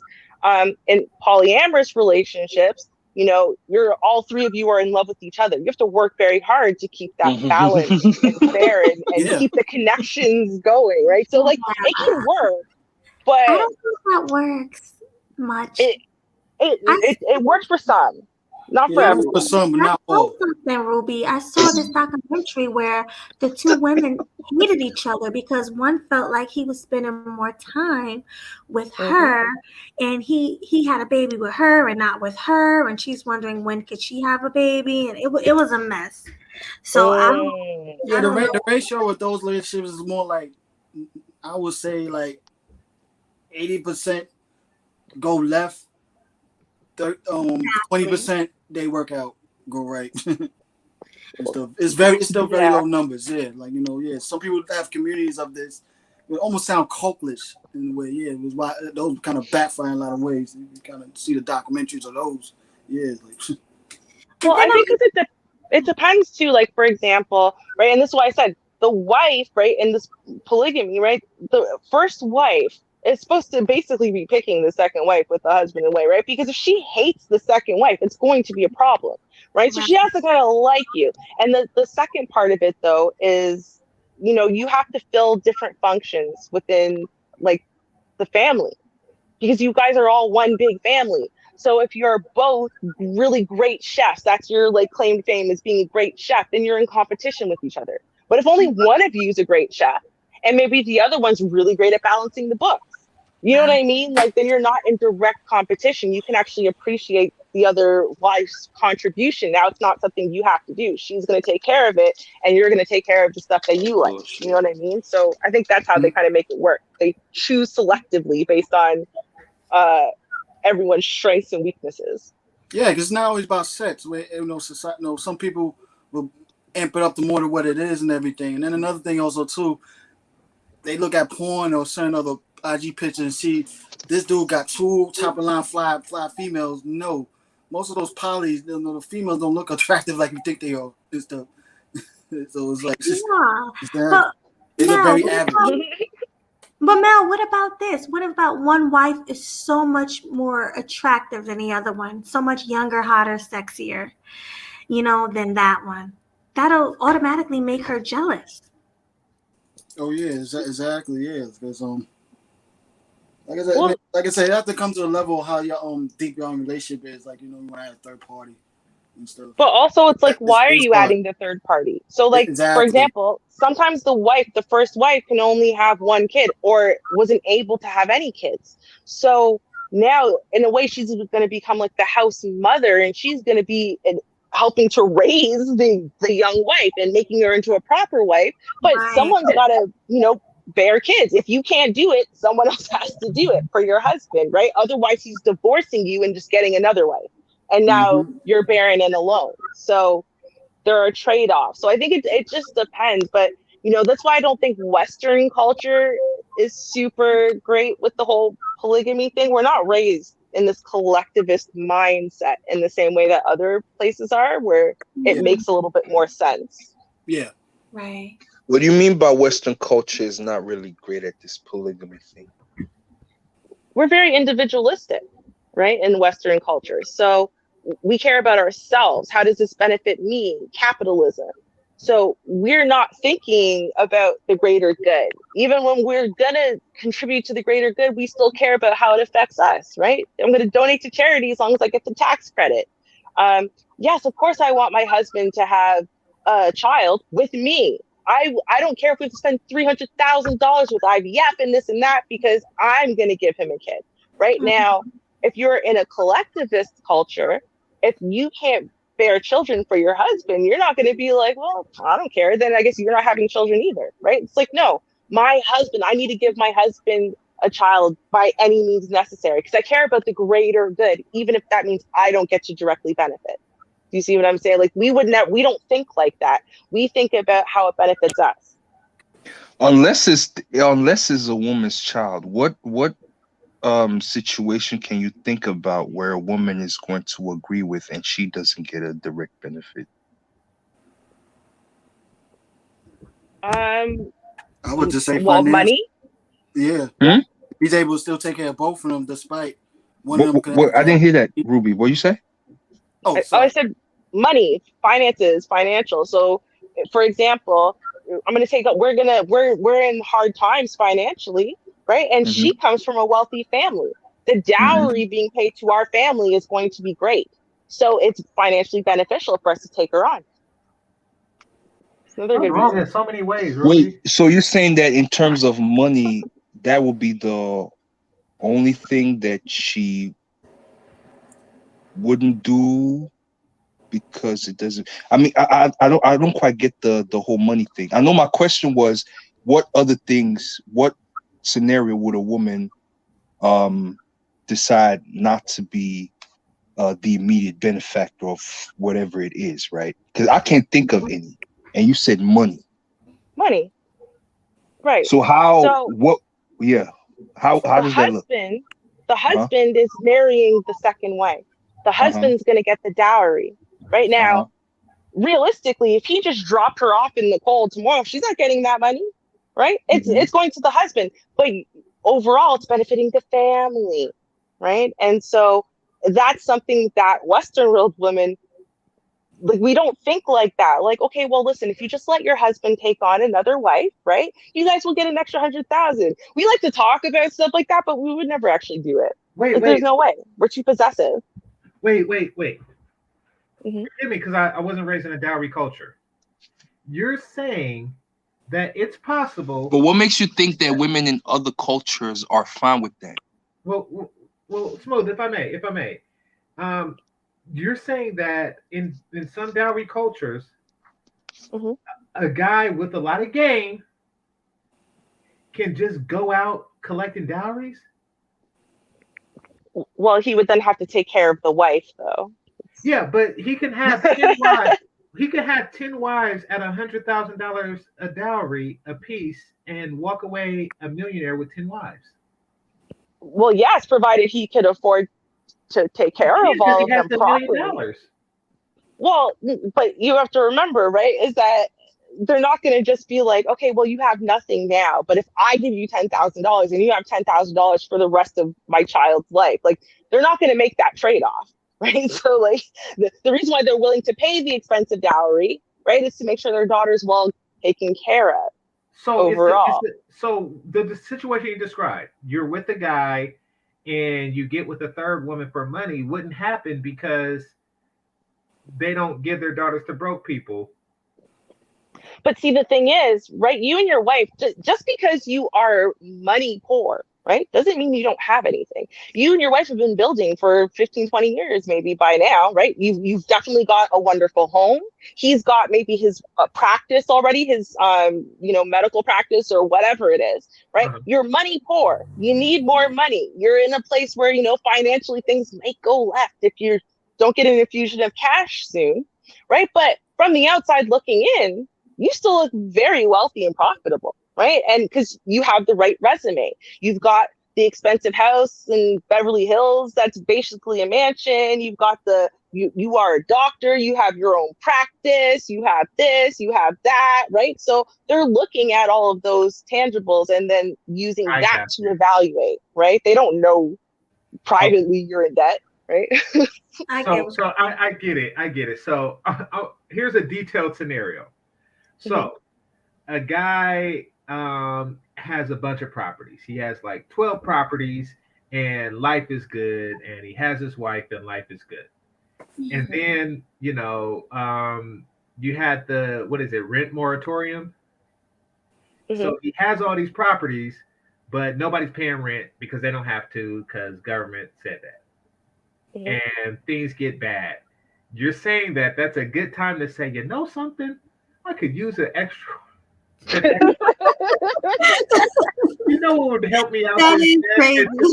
into the rent moratorium? An extra woman, one with a dowry. Like, Yeah, Realistically, yeah, if you have like a medical practice and you invest in real estate and the real estate part is collapsing, yeah, probably, right? Because on paper, you still look really good. Just do it before it collapses altogether. oh crap, I could You takes picture on it. another rich woman. I don't know how possible all this stuff is, man.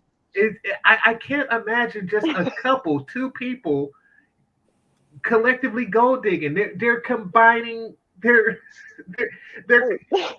It's a But you double know what, gold dig. GC? That's what it is. It's a double gold dig, Ruby. That's what it sounds like. That's why Yeah, Smooth and I just keep if you asking realize in questions, another way, like GC, trying to figure out a way that this would work. It's a double gold dig. It's two people with a shovel. Like, hey, we need some money. I need you to go out and swing that thing.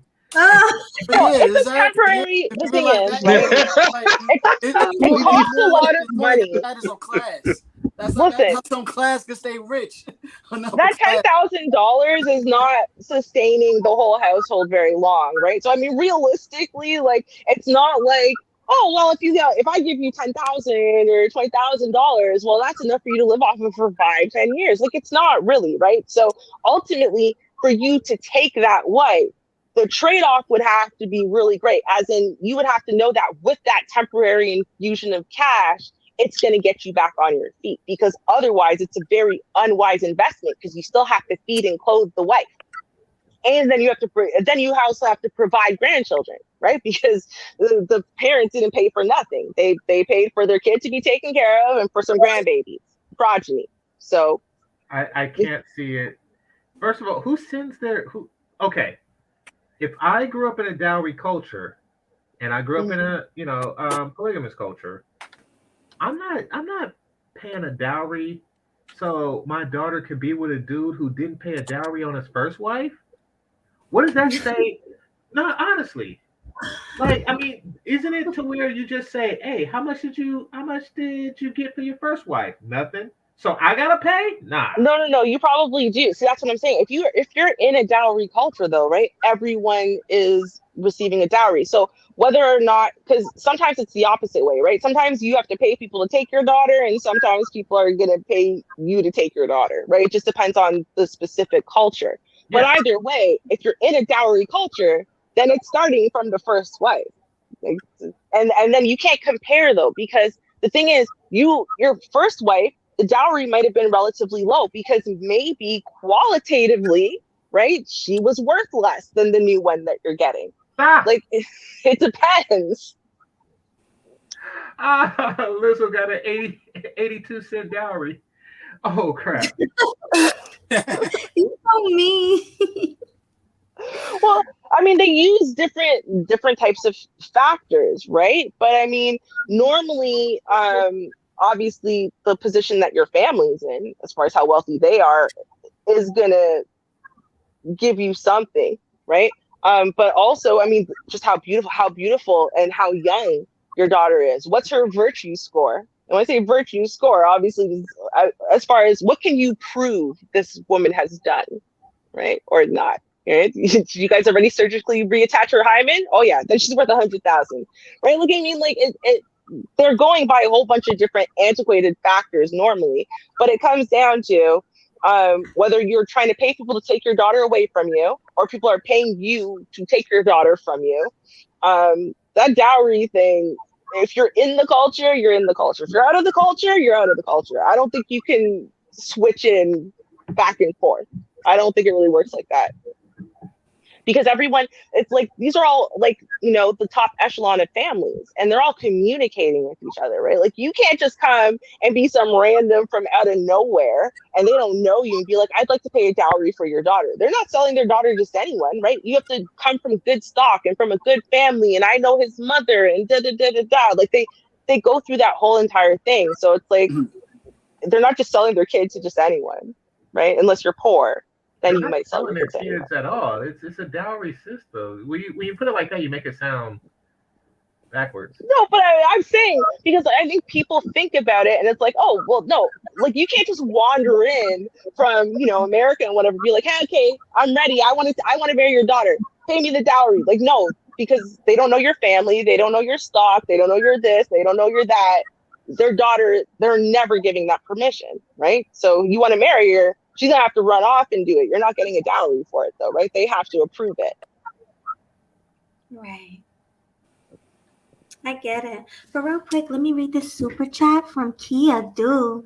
Thank you, sis. She says, supporting my sis. Love this show. Thank you so much for your support. She's always supporting. I appreciate that. Mm. And also, I know Smooth isn't here anymore, but he did ask me, how do I know? Well, like, I mean, obviously, I don't know every single person who's in these cultures, but I do know the ones I went to school with, or worked with, or worked on. So I used to work in a salon.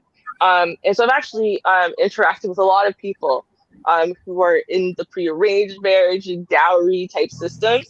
And so I've heard what they have to say about it. I've actually I was on the team getting this woman ready for her wedding, and she was a second wife, right? She wasn't even done high school yet, but she was a second wife.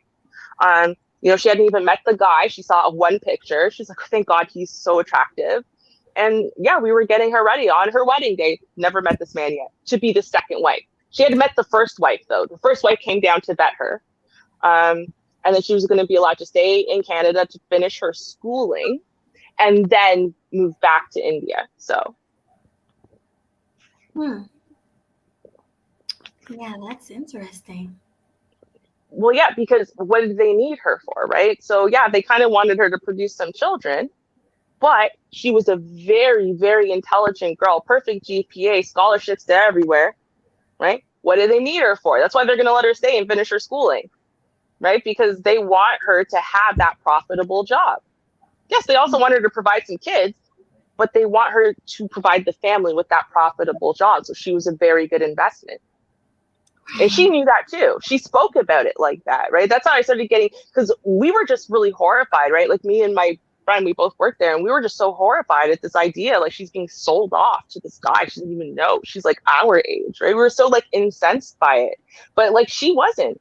She was great with this idea. The sad thing, she was gonna have to tell her boyfriend goodbye because of course she had a boyfriend.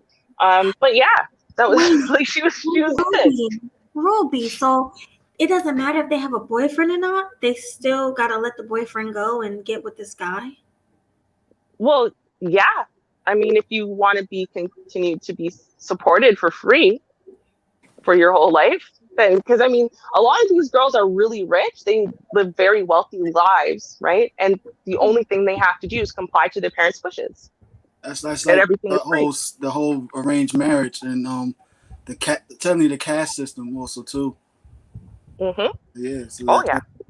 Stay in your caste, in your class. Upper class, they're gonna marry upper class. Being range is already set up. If not, you won't get these benefits. So Exactly. And she had benefit, man. Everything, she looked expensive. Okay, her car, everything on her body, her purse. And remember, she was our age. She's like 16, 17. Right? Everything is expensive. She had nothing to worry about. She got into Harvard, she could go there. No scholarship, no problem, they'll pay for it. Like there was no worry. She had no worries about anything ever. All she had to do is comply with her culture. And for her, it was a good bet because her parents were super in love and deliriously happy, and they were arranged, and her aunties and uncles and everyone she knew that was married around her, including her sister, arranged, all very happy. And, she's in this Western culture of miserable people who are divorcing at rapid rates. And she doesn't know anybody who would want to divorce their spouse. So seemed like a better bet to her. So Kevin Melody, was always that talked answers about your with the arranged marriage. Love comes later and stuff. Melody, that answers your title question about sex because it seems like in the situation Ruby was describing, sex is a very minor concern. Yeah. Because they didn't have sex before the arranged marriage, obviously, and I'm pretty sure that's true for the parents as well. So, and yeah, it works fine. So yeah, I don't think that it's really required to sustain a marriage or a long-term relationship, including marriage. I don't either. Now hearing all this, definitely don't. Well, it's also an effort though, because the thing is, right, is anyone could make their sex life with anyone amazing. It just depends on how much effort you're willing to put in and commitment, right? These people have a vested interest in being committed. They're not going anywhere. So, they learn each other, right? Which in and of itself, I mean, anyone who has found that kind of deeper connected sexual interaction with someone can tell you that's better than, the one night stand who barely knew you. Because, they're just trying to get off. You're just trying to get off. You aren't necessarily vibing well, but you learn each other in these arranged marriages. Some of them don't even have sex initially for weeks or months. Because, some of these girls really, I mean, they're really young women, but barely, right? They've never even been that close to a man before. You want them to just jump on top of you right away? Like, it's going to take some time and some warming up, Yeah, and Ruby, one thing with they're not us always women, that young, Ruby, or inexperienced. Not always. One thing for sure, I can't have sex with somebody if I'm not emotionally attached to them. Can you? No, I can't at all. And it's always been a big thing. No, I never had like a one night stand or whatever, right? Like I've never even had like when I tell people on average how long it takes from the start of me dating people to when I have sex with them the first time, they either are like, don't believe me, or like, oh my God, how the hell did that happen? But that happened every time I've ever dated anyone because I can't have sex with you unless I'm emotionally connected and invested in this. Exactly. I'm glad I'm I not find the it only gross. one. I can. I don't have to be emotional. Classic Ruby, would you say you were desirable? Pardon? Classic Ruby, were you did you set those standards? Like, were you more desired when you had those standards by men? Like, Well, were they like after you like that? I um, guess what I'm saying here, I'm trying to figure out if you're pretty or not. You know what I'm saying? And not for myself, I but don't know. reason why I'm Do you think I'm asking pretty? that is, She looks like well, her I pictures, can't, Mo. I can't really see. I only see your nose on your image. No, I'm just playing. I'm just playing. No, I'm just. Reason why I was asking. It's so Reason why I crazy. was asking is because Mhm. uh, like you had these standards and everything, and if you're telling people, I guess that would shy some away, or some wouldn't believe you because they don't know how that is possible. But I'm saying that were you able to have these high standards because you were sought after and you had to figure out a way to keep people off of you? Or is it that you weren't really getting approached anyway and you had the time to set these high standards? Or you use these high standards as an excuse for people to be like, see, that's why nobody is trying to get close to me, because my standards are too high. Do you get what I'm saying? Oh, okay. Yeah. No, I never had any issue dating whatsoever. And it wasn't like some game to be played as far as trying to like anything. It was just, listen, that was just me, right? For me, I was comfortable and I wasn't going to cross my own personal lines of comfort for whatever he wanted. And if that wasn't good enough for him, that, hey, listen, I'm invested, I'm here, I'm not dating other people, I'm with you, but this is as far as I'm willing to go right now. If that's not good enough, well, then I guess we shouldn't be together. Because like I knew a lot of girls that would give in, right? They'd be like, oh, but I love him so much and I want to make him happy. And then he would break up with her very shortly after that, right? And I'm like, I did not want to be that chick, right? If it's not going to work out, it's not going to work out anyway. So if you're gonna leave me because I'm not ready to have sex with you, then leave. That's cool. I'm good with that. So I didn't really have Okay. that concern. Like I was never short on, dates or available suitors or whatever. I was never short on that. I didn't really have those issues. I wasn't playing games with it. It was just who I was. So Ruby, let me ask you this. Do you believe in love at first sight? Like, did you ever meet a guy and the date went great and you felt like you fell in love with him and you wanted to have sex with him? I believe in lust at first sight. Love, not so much. I absolutely believe in lust at first sight. Yes. Yeah. Like blinding. I'm not sure if I can breathe or see straight. Lust, absolutely, but like love, no. I think that takes longer. There's a noise. I'm sorry. I can't Yo, really hear. I'm not hearing GC, that is too. that, are you using a saw?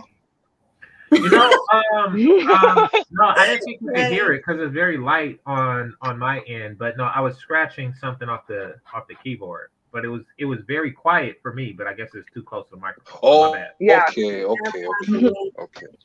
Yeah, no, because there's been That's one hell of a instances sting. there's been instances where I went on a date with a guy and the connection was so strong and I just wanted to so bad. But you know what they say, men look at women like they're easy when they give it up the first night. So I had to hold myself back from what I was feeling. But there was, a couple of dates that I've been on that I felt like that. So I wanted to know if that was normal, like if you felt like that before. But you Oh said you yeah. haven't. Oh, you I have. feel like that for my husband still.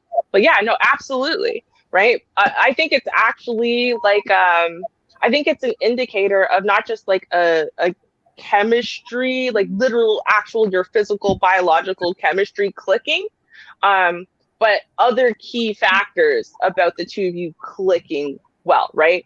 Mhm.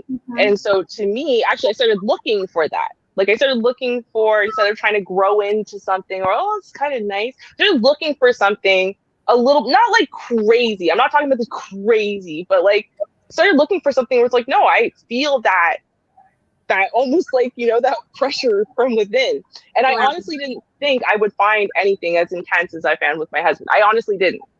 I did, yay me. But I was looking for something like that because I started noticing the connection. People I felt less like that of, but we start dating, we're together. Those relationships were always like the worst kinds of relationship to me. Like Right. we weren't, on the same vibe as far as a lot of things. Like, we just didn't see eye to eye as far as certain things, or, maybe some of them ended up being not super great people, it's just like stuff like that. And I'm like, honestly, my best relationships were the ones that started with that, oh my God, I have no idea how I'm going to keep my hands off of you for longer than 5 seconds, like that kind of feeling. See, let me Right. break it down with the whole aspect and everything. Man, and Kevin alluded this last night on the show. Yeah, you got men that willing to wait and everything. We do have our limits. I would say no more than 30 days. Why? Because if y'all just meeting, y'all go on a date. Most likely, y'all go on a date once a week. So 3 weeks go by, 3 or 4 weeks go by. We are going out once a week. That is 30 days and stuff. So we're willing to wait if we see a return. It might not be the sex right away, but at least show some equal intimacy back on our end. If we're gonna pay for these dates and wait this long, show almost interest back in us the way we showing you and everything. Long phone calls and everything. Come spend time with me whenever and everything. You go home my house and cook for me and everything, yeah. Or invite me to your house. But and cook Mel, for me that ain't mode and one everything. though. Huh? Good point. I said it ain't mode one though. That is a good point. Actually, it could be more one That's also more too when it too. comes to if you want a Because you're serious talking about monogamous investing relationship. time. So, Because remember, Yeah. Alex said that about That's his a brother. manipulative time waster, right? so Nah. basically, What? you say No. 30 days, right? Well, Mel, you No, said 30 days. I know what you're about to do, so let me break it down. Like Go I for said. it. I'm ready. Exactly. He, All right, number he one, caught you there, GC. Better watch if it, she nigga. shows amount of equal interest in you the way you do with her, despite she sets her standards, just like Ruby says, then yes, he is willing to wait because he's investing, because that's what we do. We invest to get something back in return. Now, yes, some men are willing to wait longer if we see that she's interested in us back also too. Like said, okay, if she wants to come to our house and cook for us, or she invite me to go out to cook for her, have long phone calls, meet my family and stuff, just so that's the show of interest. Hey, she could buy me treat me to dinner at some time, just as much as I'm treating her. We don't see that much these days because we already saw this last night. Females thinking that we supposed to pay all this, and especially when they're not being direct. Of course, the dude's not being direct also too, but these females know that these dudes like them. They let them know that I don't like you that way, but you still hanging around them, Right. getting benefits out of them. No, but Mel, what you're describing, waiting the 30 days does leave Wait, you I couldn't vulnerable. hear you. Wait, I Yeah, can hear you now. I can hear you now. Okay, so waiting the 30 days does leave you vulnerable to manipulative time wasters because you basically spending 30 days of time. 30 And days for some pussy, nigga. at which time she can just say, I don't want to have sex. Let's just be friends. And yeah, so like mode one is like, give me it now. Yeah, that's what I said. Well, Yeah, if I but could just what you say, did with the 30 But days you is know, in mode most one. That's average what Swoop guys. said. Yeah, you don't spend 2 paychecks on it if you get paid Yeah. bi-weekly, yo. no, you know what? I've never, But you no, got, I'm like I lying. said, you got to understand that. Like if y'all going out on a date once a week and stuff, yeah, that technically will be 30 days in past. Y'all not go out every day. But that's Stuff, wait, yeah, that's because y'all spending working, time though. y'all working. Yeah, y'all gonna see. But Yeah, if I could just you still say, spent 30 days time. to me is really fast. Like that's really, really, I would never sleep with someone in 30 days. That's way too fast. I don't, Really? No, it's yeah, not. no, it's But I'm super just saying, fast yeah, to me. I'll to your explain point, why. GC, yeah, definitely, like I'll like explain I said, why. I'm most from guys the are old willing to school. wait at least Okay. that long. That way, if they see Ruby, did you have an arranged marriage? I did not have an arranged marriage, but Yeah. I'm telling you that I'm from the old school way of thought. To me, sex is not part of the getting to know you process. It's something you do when you're already fully invested and you really think this is going to go somewhere. right? But So see, back in our therefore, great I don't have sex grandparents' as part of the days, getting to know you process at all. but did you know back in our great grandparents' days, they got married in 2 days just to have sex? So, Good for them, right? yeah. I wasn't that sex hungry, I guess. I don't No, think for that's the real reason. though. But you know, That I'll wasn't the say this. main reason. To me, I actually agree with the whole investing thing. And I've said this before, right? So I'm not having sex with you. I'm not saying we're not being physical at all. To me, that's something you gradually build up towards, really gradually. Right? So it's not like I'm not being intimate at all. There's only going to be so far I'm comfortable going, and then we'll slowly work it up. Y'all was just But, making, giving each other massages, but not penetrate. You wouldn't let them penetrate. well, The I mean, nay-nay? like, you know the old bases, first base, second base, third base, home. Yeah. Yeah, I round those bases slowly. Now, with that Right. being said, though, other than sex, because to me, right, I've never been the person to date just to date or date to have sex or whatever, right? I was always dating with the purpose of marriage, always, right? So I was always dating for long-term relationships. That's what I was in. So from day one, like, I'm the type of person who was I'll cook for you, do your laundry, take care of your shit. Like, See, I'm that there you person, go. That's what I'm right? saying. So I Okay. was, You I was said acting like a wife from day one. I mean, I might not be there sleeping you with you, go. but I'm That's 100% Right invested there. in you. See, dudes And don't niggas have to is wait hype. if you're showing Niggas is those hype. initiatives and stuff. Yeah, dudes don't really wait that long if you're showing those return initiatives. I might not get the pussy right away, but if you cooking, cleaning for me and everything, yo, like, hey, I'm not saying that I'm gonna wait 90 days, but at least, yo, I mean, yeah, I can wait like 2 weeks. Yeah, like hold from it. Yeah. I can wait 2 weeks. Listen, I'll tell you something. Ruby. I have a question for you. Okay, go ahead. Real quick. Do you at least kiss, touch, oral sex, any of that? Well, oral sex is way further down the road. Like, I've had sex with more people than I've given oral sex to. Like, that to me is a very, very, very intimate thing. But with that being said, again, I wouldn't start there. Like you start with kissing, sure. Like, you wait for the right moment and you kiss. Oh, you got the tingles and stuff. And like, okay, if you think about it, think about like a high school movie. Okay, the way people slowly escalate. That's how I dated.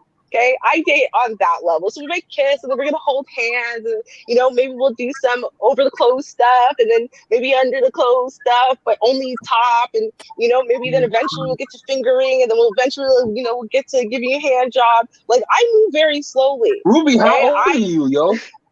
I'm 37. 30. Yeah. You definitely come from that time, yo. You said fingering, my nigga? Yo. Millennial. What? Nigga, when a girl lets you finger her, man, you felt like you already smashed. I'm serious, right? Yep. Niggas bragged That's about some serious fingering like they shit. smashed, yo. Yo, I mean, Smooth, let That's you what me- ever I'm seen that Dave saying. I Chappelle come sketch? from that era. That was some serious shit. You ever see that Dave Chappelle sketch, Smooth, when he's fingering the girl in the movie theater and felt like he scored already? The Hall of Fame. He had that shit right there. Yeah. Yo, had the Damn. popcorn. Fingering, man. Real quick, guys, let me read these super chats and this Cash App. So, Snuggles, thank you so much for the support. I really appreciate it. She always coming through. She says, "Pardon me." Snuggles, get up here, nigga. Wait, hold My on. bad. She says, "Part of me. I am late. My favorite online couple." Oh God, here we go. Can you all tell me the meaning of intelligence and what does it look like when being displayed?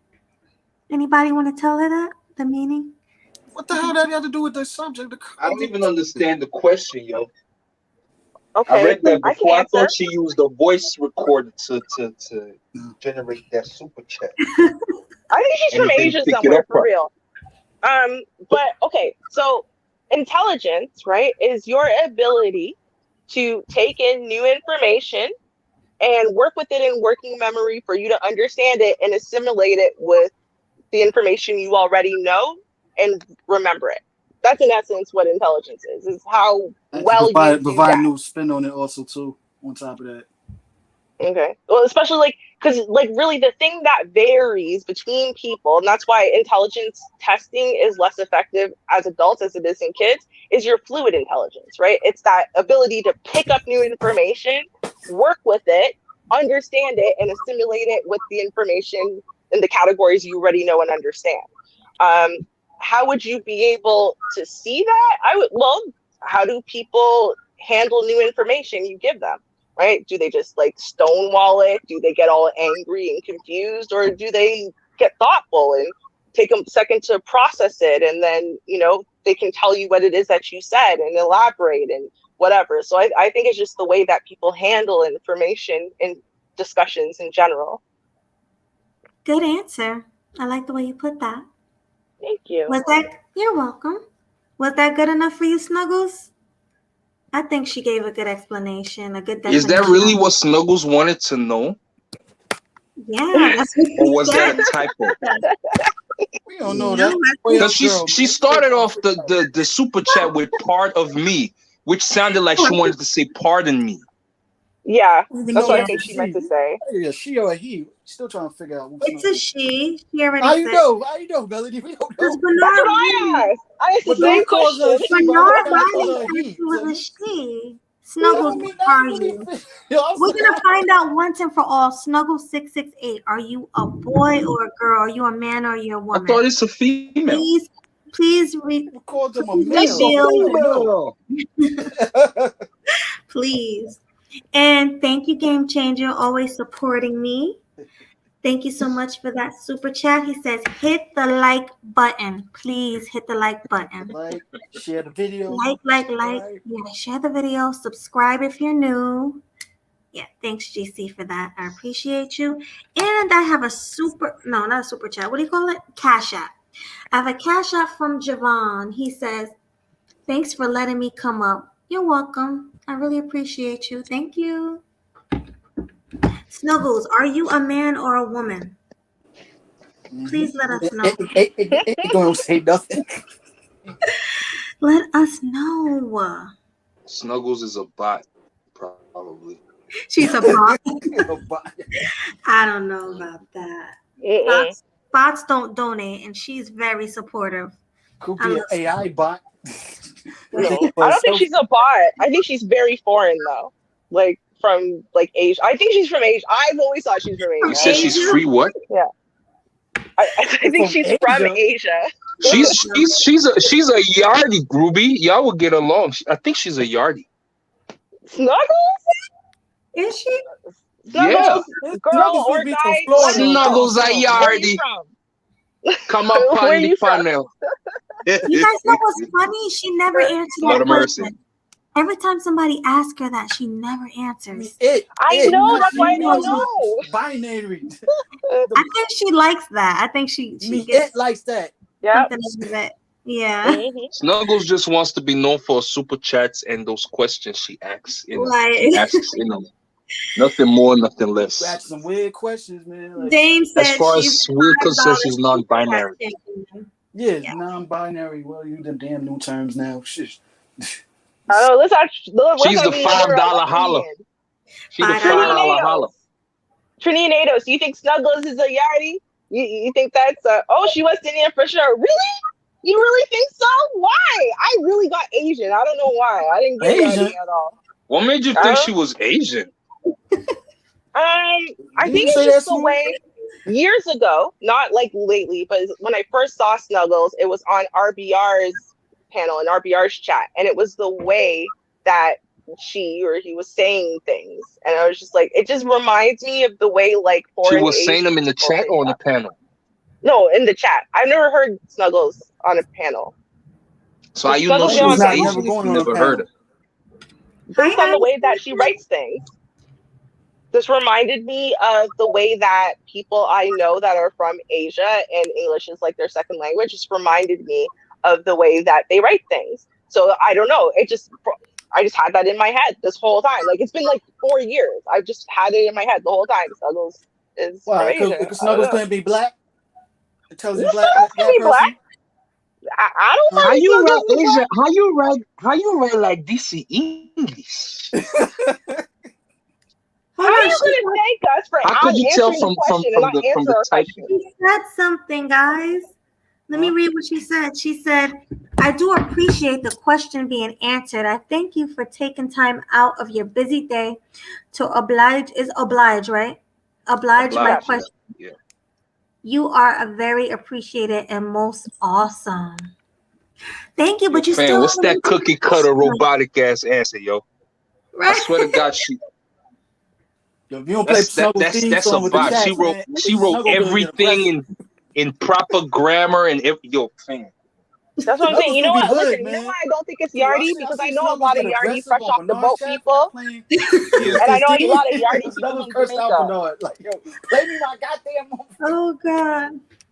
Oh, she doesn't come off as the way West Indian people type things to me. I'm just saying, because again, I'm assuming one way or the other, Snuggles is foreign. I don't know from where, but foreign is my bet. And with that being said, with the foreign part of it, I'm like, okay, then I'm trying to analyze the way you write things because that's all we have. Okay. She's from England. No? That's an Yeah, English there's a lot speaking of West country. Indians in England. A whole lot. Snuggles could be from And California. Africans. There's more Africans in England, actually. There's more Jamaicans and West Indians here in Ontario, Canada, than there is Britain. Britain has a higher demographic of African people, from what I've seen. Yeah, you're right. They got like a lot of Nigerians and yeah. Mm-hmm. Mm-hmm. Even like their TV shows, like there was a show called Top Boy, right? That's a lot I know. of they're the same as Ontario, where their Black culture has taken a lot of elements of Jamaican culture, but they're not Jamaican. It's just part of Black culture speech that they're using like West Indian words and stuff. Yeah, that's how it is in the UK. Mm-hmm. Wait a minute. That's how it You is said in that the UK amongst the black folks too. you mean the people in Top Boy weren't Jamaican? Mm-mm. The majority of them are African. So they were just walking around saying Ragwan just because? First of all, I Yeah, love because that show. I know it's a great show, right? But no, it's the same thing as so like in Ontario, Black culture, the majority of it is very Jamaicanized, right? So there's a lot of the Jamaican words and stuff like that in our street words. And the UK is very much like that too. A lot of Jamaican words in their street words. Yeah, So, yeah. Facts. That's facts. That's what I was just saying. You know, So, the so, black culture in so, England is heavily Jamaican influenced. mm-hmm. so I said Smooth is like, Wagwan too. Papa clock me. Papa. Right? Wagwan. Yeah, I don't think anyone in Jamaica says that. Wagwan. Wagwan, brother. Wagwan. Wagwan, brethren. Wagwan. Everything I read. All right. Niggas used to say niggas. I don't think they do that anymore. Niggas used to say y'all say scene a lot in Jamaica too, right? See? Or scene, right? Yeah. Yeah, Definitely. that was a huge thing there as well. You know, so Last time we went there, a big thing was up like 7. Yo, I could not wrap my head around when to say it. Like, I understand it, up like 7. It's like, it's something you say when like something's really good, right? Like, instead of saying wicked or awesome, you say up like 7. But I'm like, I can't say it and it doesn't sound stupid when I say it. So I can't. But it's very popular in Jamaica. oh yeah. You grew up in Canada. You're like Jamaican light. You know why I'm Jamaican light? What would they call me? Would they No call me pun intended on your skin color, by the way. It's okay. Would they call me an Uncle Tom if they said that and I just like they say hey Ragwan and then I say I beg your pardon? Like Wagwan, like wah. Oh, no R. Okay. Yeah, wagwan. And What you saying, bro? Trini and Ados knows, yo. What you saying? What you saying? Black person says I beg your pardon? Like afterwards, what would they do? Would they call him an Uncle Tom or the Jamaican Uncle Tom? Like what's the result of that? No, listen, here's the thing, right? In Jamaica, you are either from Jamaica or you're from foreign. That's it. There's not like an in-between. There's not like black people who are cool, but no, you're either from Jamaica or you're from foreign. And they don't care what color you are. Everyone from foreign they're all in the same box. That's it. So like you, me, it doesn't matter who they are, everyone, even like West Indians who sound so washed out in their accent, they're from foreign now. Even if they were born and raised in Jamaica, they're from foreign now. Like you're either from Jamaica or you're from foreign. There's no differentiation. You're from foreign. You're foreigner. Mm-hmm. So that's it. So like that's why like when we go places, right? Like we'll always go places with my cousins, and then we don't talk. We don't say a word because the foreign price is like $5. The the from local price is $5. The foreign price is $45. Right? So you shut your fucking mouth and let your cousins buy all the tickets, right? So What is she asking? Snuggle said, "Game changer. What is the most sexually explicit thing you can talk about with other cultures of people, but you would have a hard time talking about it with your own because it's taboo?" No, I talk about the same things with other cultures. I mean, as a man, you no matter what culture of woman you're sleeping with, if you have sexual desires or kinks or what have you, you're going to have to bring it up. Like there's no way around that. You're gonna have to get verbal consent. You're gonna have to express to them that this is what you like. So it's not cultural specific. I don't say, oh, like maybe if I came across like an Amish chick, I probably would be like, you know, I just You would get that Amish girl to fall in love with you. What the fuck you talk to her? Like, I want to try it out. Don't do it, game changer. She might have dreadlocks down there already. You know what I'm saying? Because they are super prude. Well, no, that's on the bucket list definitely, but that's one I don't think will ever happen. I can't. You want to smash Amish chick? Damn. The only way you can smash an Amish chick is if she's no longer in that community. They like go away from home for a while, something like that. Like they have a name for it. Yeah, but they're not even on the West Coast. From Spring guy. Yeah. They're not even on the West Coast. Like the likeliness of like I just happen to catch them on their foreign escapade, and I just don't count on that bucket list fantasy to be fulfilled. But I'm just saying it is there. And would I just go into details on some kink now?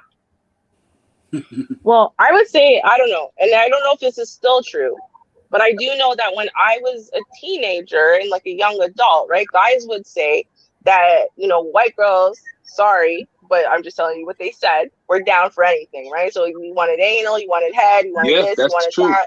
You go to the white girls, right? Black girls, you couldn't come to them with the same requests. You just could not. Yep. Like they would stop you in your face before anal or whatever, right? So I have heard that. Latina's like 50-50. That's true. It doesn't stop me from, requesting those things from black girls. I mean, and here's the thing. Here's the reason. Like, white girls, as seen from a black man's point of view, don't have to worry about their reputation.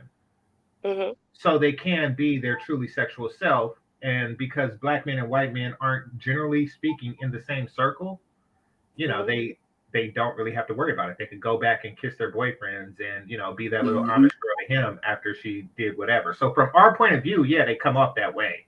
But she might be denying her white counterpart a lot of things, and that's because, for the obvious reasons. Black girls, game changer, that would never be possible. She can never go somewhere and then come back and then kiss her boyfriend. Because they don't go nowhere. They don't go outside like that. Huh? No, he's not talking about the omelet. She's talking about this white girl in general. Oh, okay. My bad.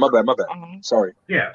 No. So like for me, like growing up in the Bay Area, Oakland is like a black city surrounded by non-black cities, connected through BART. So yeah, white girls would come to Oakland. They would come. They would travel to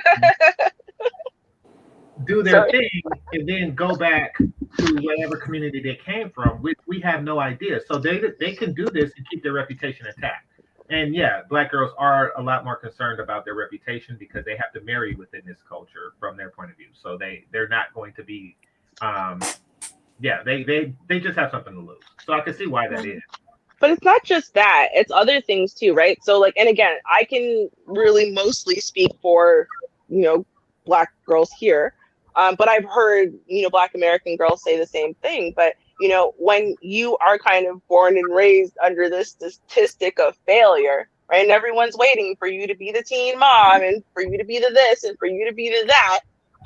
If you're someone like me, you're someone like with the people I surround myself with, right? We are so scared of becoming that statistic.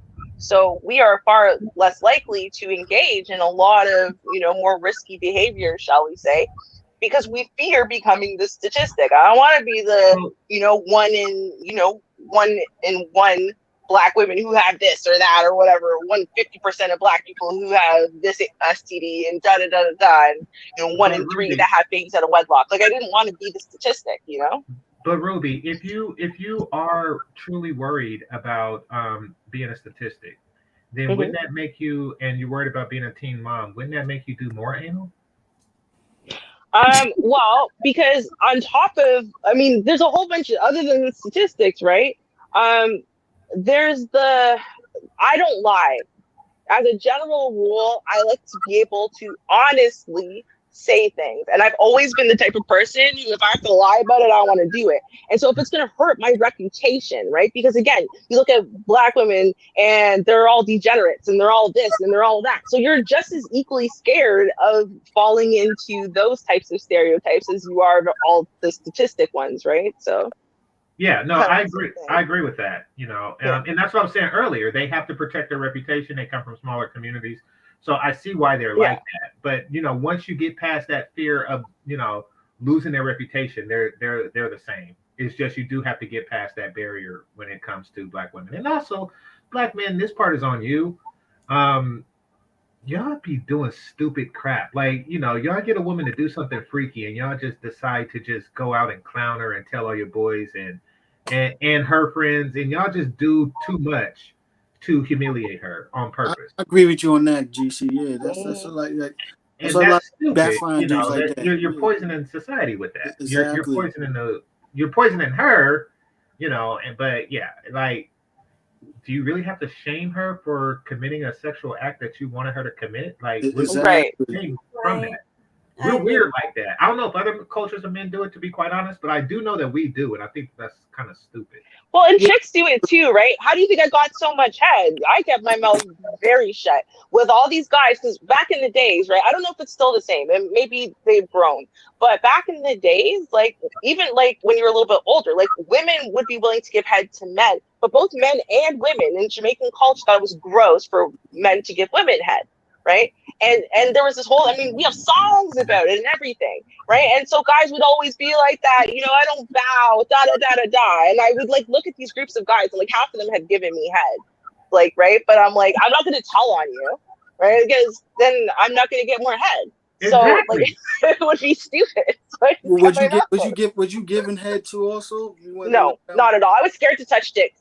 I see. That's why. I was scared. No, but what really makes sense? You want to get more head. I do not understand fellas that does that. Like, don't you want to get more head? What the hell? Don't shame women for giving it to you. That's just wrong. Right. No, you said, Ruby, you said you was getting head, but you yes. was receiving. A lot. You wasn't giving. Yeah. No, I wasn't. But I warned you in advance. I said, listen, I'm not going to suck your dick and I'm not going to sleep with you, but you can give me head if you want. That was it was my go-to line. I still remember it. That's how often I said it. Yeah. You know what the thing is? I was a virgin, right? I was a literal virgin and I was hot, right? And there was a lot of guys who had wanted to try giving head. But there's so many things that they were told about a next guy's semen in her and this and that and da da da da da. And so they were kind of like, well, obviously I'm the person everyone trusts and I'm like a vault, like as far as secrets and stuff, everyone knew that. So they're like, well, I could probably trust her and no one's been inside of her. So I don't have to worry about looking where a next man has been. So that was a huge selling feature for a very long time for me, was my virginity. So. A lot of men do that, Ruby. A lot of men do that. A lot of men eat pussy, and you don't have to give them nothing in return. Yeah, I wasn't scamming guys. Like, it's just like I said it well up front. But technically, dudes will do that and hope that you would give in return. No, because they knew me.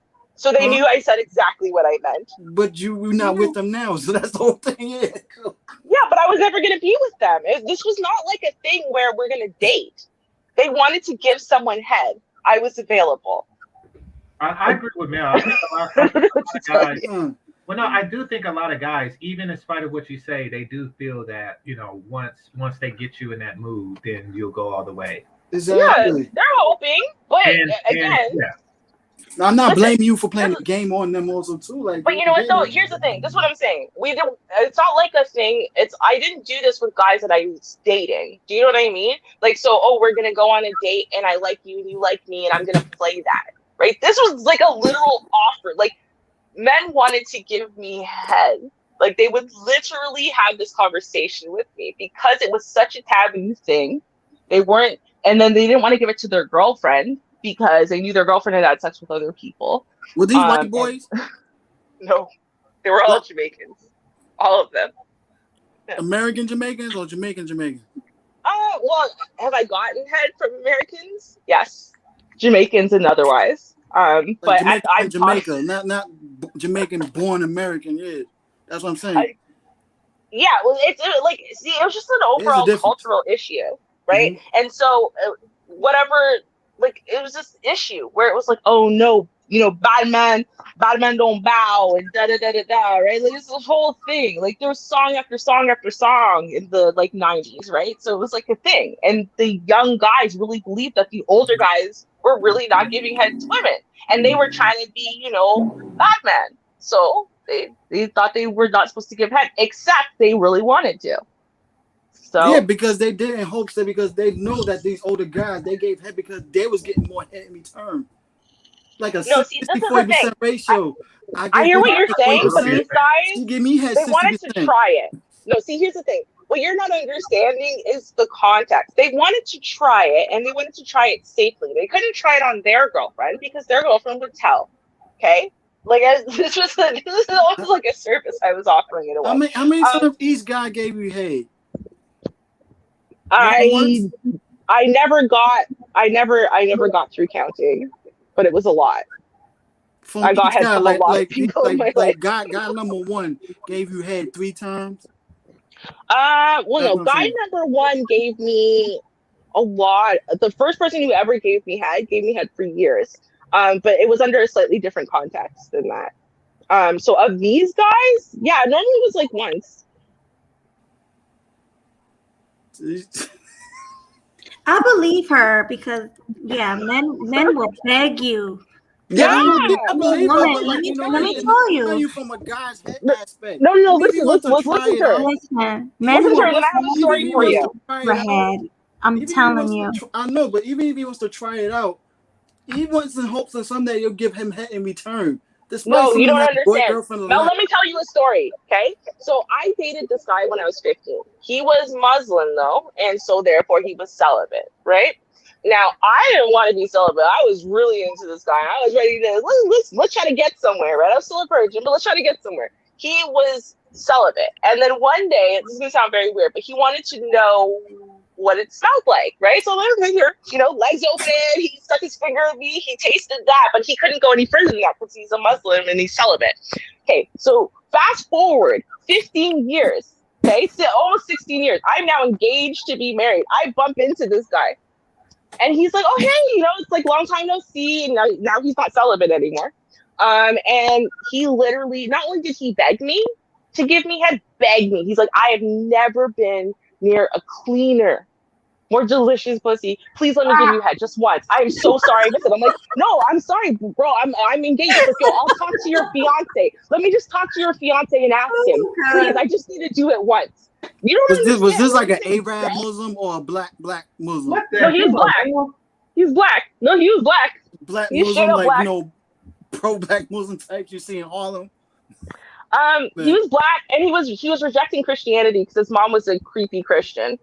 She was a very terrible person, and so he was trying to find himself. But now he's not a Muslim at all. But my point is, when I say beg, I mean I bumped into him several times, and he kept me. Let me just ask your fiance then. Okay, I don't want to get in between you and your man. I swear to God, all I want to do is give you head once. Please just let me give you head, please.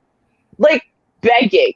Okay, y'all don't understand what some guys are out here trying to do if they find the right one. Okay, I understand. The right face and the right body. I understand. Yeah, like that's why us dudes be shaming dudes in that way too. Like, damn, you get nothing in return. the hell? There used to be an old Diet Coke commercial that says "just for the taste of it." Diet Coke. That's what I'm thinking about right now. Yeah, Bro, but that impurity back to juice her guy was point, hilarious. they will definitely beg you. I've had somebody beg to pay me. He wanted to pay me for it. So I understand where she's coming from. Thank you. Right. Like, and to be fair, like I was a hot girl, right? Like I was the type that like traffic really did stop for me. Millionaires really did drive over an island once the other one actually went around and like to come and talk to me. I was a very hot girl in my heyday, right? So I'm not saying, oh, every single chick has this experience. I'm just saying I did personally. Results may vary. Hmm? So results may vary, is what you're saying. Right. Like, would it happen now that I'm 37 with my broke down back and what? No, right? Probably not. But back then, I was a specimen. You know what I mean? Somebody wants to break it more, I'm sure. Yo, that was like 20 years ago. Damn, I got old. 20 years. I can't believe I can say that was 20 years ago. And so you think you hit the wall, Ruby? You feel like you hit the wall? You know, I ask people that all the time. Like, I ask all the time. I ask, like, random guys all the time. Did I hit the wall? How can I tell? What am I looking at? What factors am I looking at? And then I'll send people pictures of me when I was, like, 15 and then 19 and then 21 and then, like, now, right? So you can compare it. Because I want to know, like, how do I know when I hit the wall? What does it look like? From 15. I think we all hit the wall from 15 and 19. You know what the problem is? When I was 15, I looked 19, 20. I've kind of looked about the same age, give or take, for a very long time. And like not a lot has changed. So like there are times where people have judged me like from last year to be younger than I was when I was 19. And it's just because I had put on a little weight. So my face was chubbier. And they took that chubbiness as younger. I was like, no, I'm 35 in that picture. So I don't know. Like, I don't know how to tell. I know my mom now finally looks old, but my mom looked like my little sister most of my life until she got sick last year, really. Your little sister. Yeah, because she's short too. But like my mom looks so young and she's beautiful dark-skinned woman. So young though, big eyes and just like she didn't really look like she had aged at all, right? So I don't know. I think I have some of her genetics, luckily. So hopefully not. I don't know. You see my picture? I took this picture September 5th. Do I look like I hit the wall, Melody? No, when I seen your channel, I saw you live, and no, I don't feel like you hit the wall at all. I'm gonna update. You know what? I'm uploading a new video like in the next few weeks. I got sick, so it's kind of delayed some stuff. I had to do a bunch of testing and stuff. But I'm uploading a new video, so you'll be able to see 37-year-old me, and then have an updated picture. We don't see that body of yours. See me hit the wall. I don't think you know what. You can't really see my body in this one because I'm like sitting in my new computer chair and stuff, and it's like everything's really dark, including my clothes. So. Put it this way: does it look like a moo cow? No, it does not. I gained weight very evenly. Even when I was 220 pounds, I was still very shapely, because like I stayed hourglass and my stomach stayed flat, even though I was 220 pounds. So I don't really get like. You're 220 pounds? No, not now. I'm not 220 pounds now. I'm saying when I was 220 pounds, no one could tell how big I was because like I gained weight very evenly. Right. And then like when I show people pictures, though, of them, they're like, holy crap, you were this big then? And I'm like, I know. But like you just couldn't tell at the time. You have to compare me to those pictures to be like, oh, yeah, you're a lot bigger. Yeah. So how much do you weigh now? You say like one something. I weighed, and here's the thing. So I weighed like 145. I actually had my like weight at a healthy weight for years after I had been underweight for so long. And then in October, I suddenly gained almost 30 pounds in 2 weeks. This is health related. Was not able to lose it at all. And now because of what's happening with my health, I just randomly dropped weight again. So now I'm at 155 pounds. That's a good weight. Healthy I'm in the healthy weight range now. So. And you're tall, right? Yeah, I'm 5'7". Yeah, that's a good weight for your height. And I have Take muscle, some sea so it's not moss. like. Yeah, it's muscle, not fat. Yeah. Start taking sea moss. Get the minerals up in your body.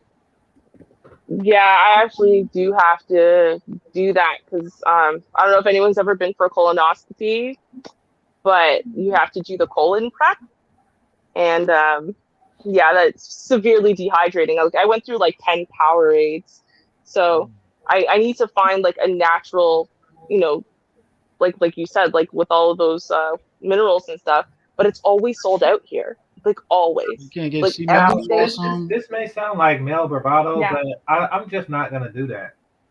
Like, Yeah. isn't there other ways around that? around what? Colonoscopies. Oh, no. I mean, sure, you could wait till the cancerous tumor grows large enough that No, it's like blocking off your can't bowel. you give them like a piece of shit? Like you could, isn't there like you give them a piece and they test it? Well, see, the thing is, though, right, is that when you poop, right, for lack of better words, right, they can test for ova and parasites. They can test you for stool, blood, and stuff like that. But they can't test to see if you have, say, cancerous cells in your bowel or anything like that. They actually have to go in, physically look at it, and then also take biopsies, right? So that's something you can't get. Now, the way my mom, for example, found out she had bowel cancer because they kept sending her home from the hospital for 6 months, telling her it's the stomach flu for 6 months straight. It was an x-ray initially, and then they saw that all of the stool was being blocked off by something inside of her colon, obviously. So at Whoa. that point, then you have a good idea it's a growth, but you don't really want to let it get to that point. You would rather them remove polyps when they're still polyps, even if they're cancerous, because that means there's no cancer. You know what I mean? Like, it's worth it to get rid of this little thing that's basically like a pimple, and then you don't get bowel cancer. Well, all right. Wow. It's benign right now, is it? What is? Yeah, yeah. You say you got cancer? No, my But that. mom did. My Oh, mom got oh, okay, bowel okay. cancer. Yeah, like they had to remove a whole section of her bowel, Hmm. and she had to have a complete Okay, hysterectomy. let's Oh God. please subject Sorry change. about Yeah. that. I just don't look forward to the procedure. I'll stop there. Well, I'll just say it this way. You won't remember the procedure because they basically give you roofies. So like you're awake and talking the whole time, but you have no real memory of it unless you start coming It's out of the psychological. anesthesia. It's knowing what's happening. It's knowing that this is a thing, it's happening, and it's a violation. I swear to God, you won't know because I I swear. Listen, will. this is my fourth one. And I'm telling you, you don't feel the remnants afterwards. Like you don't feel like effect, like something's been in there. But you don't remember. That's the thing. About to And you don't numb it. feel it. Yeah, you don't know because they give you roofies. I swear to God that like it's called Versed, but it's basically like roofies. So I came out of the anesthesia like twice this time because I take so many medications and also I've been under it before, so they had to turn it up a bit. So like even in the moment where I was looking at the screen and I saw them take the biopsy and they were saying words to me and they're like, yeah, turn up the anesthesia, please. I still didn't feel anything. Like I didn't feel like anything in my rectum at all. I swear to God, you would not feel it. You will not know. Like as far as you're concerned, you're gonna blink and be like, "Are you gonna do it?" Like you won't even know that it happened. I Wait a swear. minute. Wait a minute. Ruby, you sound like those guys that tried to convince you 20 years ago. You see. That's basically what it is, bro. I know it sounds crazy, but it's like, dude, just take the roofie. Like it's fine. It's worth it. I'm seeing what my mom went through. It is 1,000% worth it to get your Yeah, we screening. be like those guys 1,000%. in the Hangover movies, man, waking up with tigers next to us, a Chinese man as a drug mob. Yes, bro, that stuff is serious because even in the moment when I woke up, because still remember it, right? And I remember waking up, like even though your eyes are awake the whole time, right? I remember waking up and looking at shit and realizing I have no idea what just happened. And then waking up the second time, they're like, "Okay, we're about done." And I'm like, "Oh, aren't you gonna do the scope down my throat?" And she's like, "We already did it." And I'm like, "Are you sure?" I don't think you did it. And she's like, "Well, you're talking, right?" And I'm like, "Yeah." And she's like, "That means we took the thing out of your mouth that, was holding the tube." And I'm like, Oh yeah, I remember because like when they first were putting me under, they put the thing in my mouth and I thought I was gonna die and I started panicking and trying to get out. Right? It's okay, just lie down, lie down. It's like you don't remember shit. I swear to God, there will be no trauma. I promise. It's worth it. Protect your health. So you feel nothing down your throat. Mm-mm. Right. Mm-mm. Like in my case, I felt pain, but that's because like my intestines are inflamed. So the Oh, pain came yeah. from the inflammation. But like as far as like feeling that there was something inside of me causing the pain, no. Like it just felt the same pain I was always feeling before any tube was up there. So yeah, don't worry. It's not even a tube. It's like a really thin camera. Like you will not feel it. Now, let's get back because I would prefer to change. Because now you're traumatized. Yeah, no, we get it. It's okay. Yeah, Change the subject. yeah, but you were saying that if there was an absence of wifely duties, then it's okay to marry to fill that void. So both of you don't like washing dishes. Is Mhm. that is that like time to have a conversation? Like she's like, I hate washing dishes. Well, I hate washing dishes too. So you want to know who loves washing dishes? Yeah. This chick. Like, is that when you have that? Is that an okay time to? Or is child rearing and money really the only acceptable reason? Well, if you bring a new wife in, almost guaranteed she's going to be young, and part of her job is to create children. But Mhm. other than that, the first wife gives you your role in the household, right? And so she's basically like the house mother. So yeah, you're gonna be the one cooking, cleaning, and doing all of the shit work, the scut work, right? Other than whatever the wife wants to do, the first wife, because she's older, she's been there longer, she's the boss of the house. So it's always beneficial to be the first wife because you're the boss of the house. You're the one who controls what's happening inside of the house. Even if there's 5 wives, the first one bosses everyone else around. I thought the man bossed the women around. Yeah, but he's not home to boss. Remember what a wife's role is, right? So, She get her home. She's the boss in the Okay, so they're all at home. Okay, I get Yeah, it. that's what. right, I was a right. So, bit like, confused. the first wife is keeping the husband's standards, but how the husband's standards get kept is up to the first wife, right? So, Makes sense. Hey, so mhm. anybody ever see the Joy Luck Club? Mm-mm. I remember that movie. God, so long ago, I don't even remember it. Maybe I'll play it one day for movie night. But it was interesting to say the least. Man had 4 wives, and the other one, the first one, was so like old that she was decrepit, so she wasn't like the actual leader of the house. Hmm. Mm-hmm. It was the second one who was really like the queen bee of the house, and the third one had all the babies, and then the Hmm. fourth one had a little girl from a previous relationship. Mm. But it was her duty to bring more in. Like she was new to the whole wife circle, and she was to just bring more children in. But it was told from the point of view of the little girl, and she was just saying that the second wife was a beast. Like, Hmm. so I'm picturing. So yeah, I see what you're saying. This was they were Chinese, but I see what you're saying, and yeah, it's just interesting.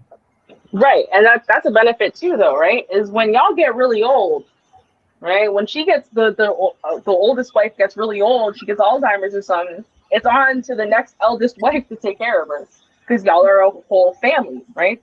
So you're not being sent away; you're staying in the house, and the other wives are taking care of you and your kids.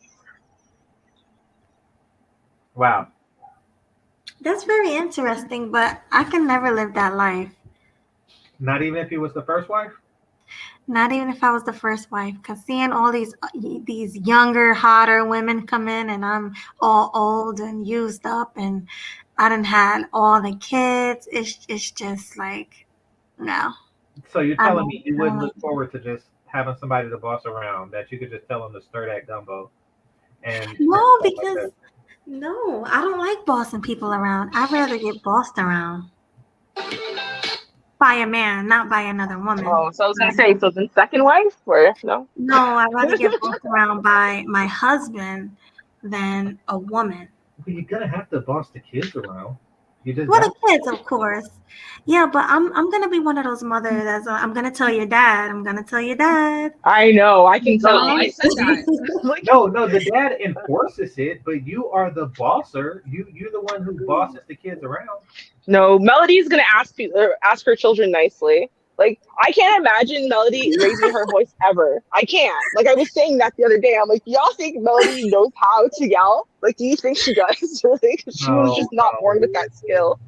No, grandma's a pick me, and I got the switch. You know. Grandma beat the. No, I got the switch. It's in every woman it's in all of the sugar and spice types.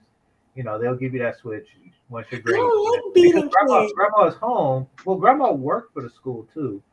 Not the school I went to, but like if something really bad happened, she knows because she's a cafeteria lady, and they have their gossip circles and stuff. So yeah, like she'd give the switch. Like, and you probably will too, Melody. No, Melody needs a second wife. kids. Yeah. She needs a disciplinarian mother in the home. It's not gonna be her. So Melody, would you accept a second wife so she could be the switch wife?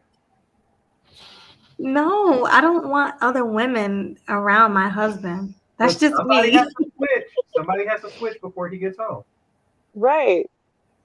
Nah. And See, I told you she can't do it. Listen, That's I why didn't you even like need a second wife. disciplining. So one wife would be the sugar and spice, and the other wife would be the switch wife. Yeah, well, it wouldn't be me. I wouldn't be the switch wife. I couldn't even discipline my own nephew. My nephew hit me with a phone, and I couldn't hit him. Oh, bro. Yo. Could you kick her? Can I what? Right, Ruby. Like you should hear her with her dog when her dog. Yeah, I was just about to say that. The dog. Her dog be biting her and stuff. She be stop it, ouch! Like you. Because I'm not a violent person. I'm just not violent. No. See? No, I can imagine Melody being violent. Like, remember that movie V for Vendetta? When he kidnapped the chick and shaved her head and tortured her, like, with the training, made her stronger and stuff like that. Yeah, Melody be some torturing like that. Some new identity. Yeah, she gonna grow a backbone behind that. Like, No, I don't torture. I wouldn't do that. No, I'm talking to you. Yeah, like if you seen that movie, yeah, like that. Oh, he tortured her. Like, yeah, like in a way, like, use reprogramming tactics, like the make her a stronger woman and everything. Yeah, like, she did shave her head, put her through scare tactics, and yeah, she became a stronger person behind that. Yeah, like she's fearful. Yeah, go through something like that, Melanie. Yeah, no. Listen, Melody gives me hope in the world that there are still nice people. I don't want her to get hardened. I like her just so she is. Thank you. Oh, thank you. You gotta be hard for the Cubs. Somebody told me I need to harden up. No, you don't. What you need is a hard wife. You need a hard sister wife. Listen, I'll be an auntie. I'll beat your kids for you. Don't worry about it. You just call me. I don't mind beating your kids. well, Melody, would you do it if she looks like she's the switch wife? She is like a not attractive woman who just got out of prison. She looks like she's been in prison, and she's known for just beating up other prisoners. Like, would that be a proper, non-threatening switch wife? Like, she's the one with the switch. I mean, okay, if you put it that way, if I have to be in that type of relationship, yes, she can be the switch wife. I don't want to be. I want to be like the pretty wife. Melody was made to be the second last wife, okay? The second last wife is the hot, sweet, nice wife, right? That the husband married because he actually really likes her and loves her and wants to spend time with her, make his life pleasant, right? The last wife is like the poor one that you import from your home country, and then like she's basically like a slave, but like a willing one, right? So she's the second last wife. She's the young, hot, last hope for this guy. Yeah. Yeah. Well, I wouldn't mind being a slave. I know it sounds crazy. I know people might judge me, but I wouldn't mind being a slave. I wouldn't to a man. Because you're uber submissive. So there you go. Yeah, but I mean, but since you can't do the, keeping the children in line, you're gonna have to get one of these belt bitches. One of these leather faced chicks that they got a face like leather and a belt like leather, and they keep the dogs in line. No, Oh she'll God. change. She'll change when she has the kid. Remember, your whole brain rewires while you're pregnant, right? And in the first year of having your kid. So you will be able to do it. You aren't really see like right now, and this is a good thing, right? Like I said, you're uber submissive, but almost to a fault. Whereas in a way, a wife has to be a sigma, right? She's a beta, but she's a sigma. When the husband's not there, she's in charge. She has to be able to take on that alpha, those alpha qualities. And you don't quite have that yet, but you will get it, right? It's just like you finding a way to engage that without you having to feel like you have to engage masculine, because you don't have to engage masculine to find that within yourself. And I think that like you don't know how to find it. You just see the women who have found it are all engaging super heavy and masculine. And if you Right. don't, you just have to find your own balance. But even my sister's the same way. I have an older sister. She's 43. She had her son when she was 35, and she never raised a finger to hit him. She's Mm-hmm. very submissive. That's just how she is. And That's me why and you're her, kicking people. I'm just saying that they need at least one belt chick. You should allow the husband to have one. Because that's the way kicking people, like you said. Or no, you said he hit you. That's worse. yeah, I don't know. Bro, my godson, listen, my godson, my nephews, right, and nieces, they wouldn't dream of even touching my stuff. Just my stuff. Like, like kids like to touch things. Yo, I have kids trained from before they can speak words. And people will be like, oh, no, he's too young to understand. Oh, no, the fuck he's not. He understands. Don't touch it. And they won't. They'll touch their mommy's stuff and everyone else's stuff, but they leave Auntie Jessica's stuff alone. I mean, Auntie Ruby's stuff. Y'all didn't hear my real name. But yeah, they leave my stuff alone. And then they remember forever, right? Because, like, kids they thrive. I actually say this in the video that I'm going to post, but they thrive on discipline and structure. They actually like it, right? Just like you like it, right? You want to be told what to do so you can fulfill that role and know you did the right thing. Kids want that too, right? So if you don't give that to them, then they're going to act out by doing stupid shit like hitting adults. Are you crazy? So you Yeah, don't hit adults? he put his phone and hit me in the face, and I had like a big bruise on my face. And I took the phone away from him, and I said, because I gave him the phone, so I'm like, you can't have this anymore. This is no. And his mom went out after knowing the situation and bought him a phone on her plan, like literally a couple of days after he hit me, and I took the phone. Wow. I was so pissed. I was like, you know what? Like, I said, that's really messed up. And she was like, oh, it was cheap, and I thought I would add it. I'm like, no, because he hit me, put his hands on me. Not his hands on me, but he hit me with his phone. And he was like, no, shut up. Like, he was talking to me like that. And she still gave him the phone. She bought him a phone. He does her like that. Bro. Probably. If she did you like that, she does her like that. If he did you like that, he does her the same way. Of course, and worse. Like, my godson once, I can't remember what he did to me, but like he wasn't trying to intentionally hurt me. Like he was very young, and we were in a restaurant. I think he bit me somewhere. I think he bit my nose, and I'm very sensitive about anyone touching my nose, so I don't want it to get crooked because then I'll look like the Wicked Witch of the West because it's so like long.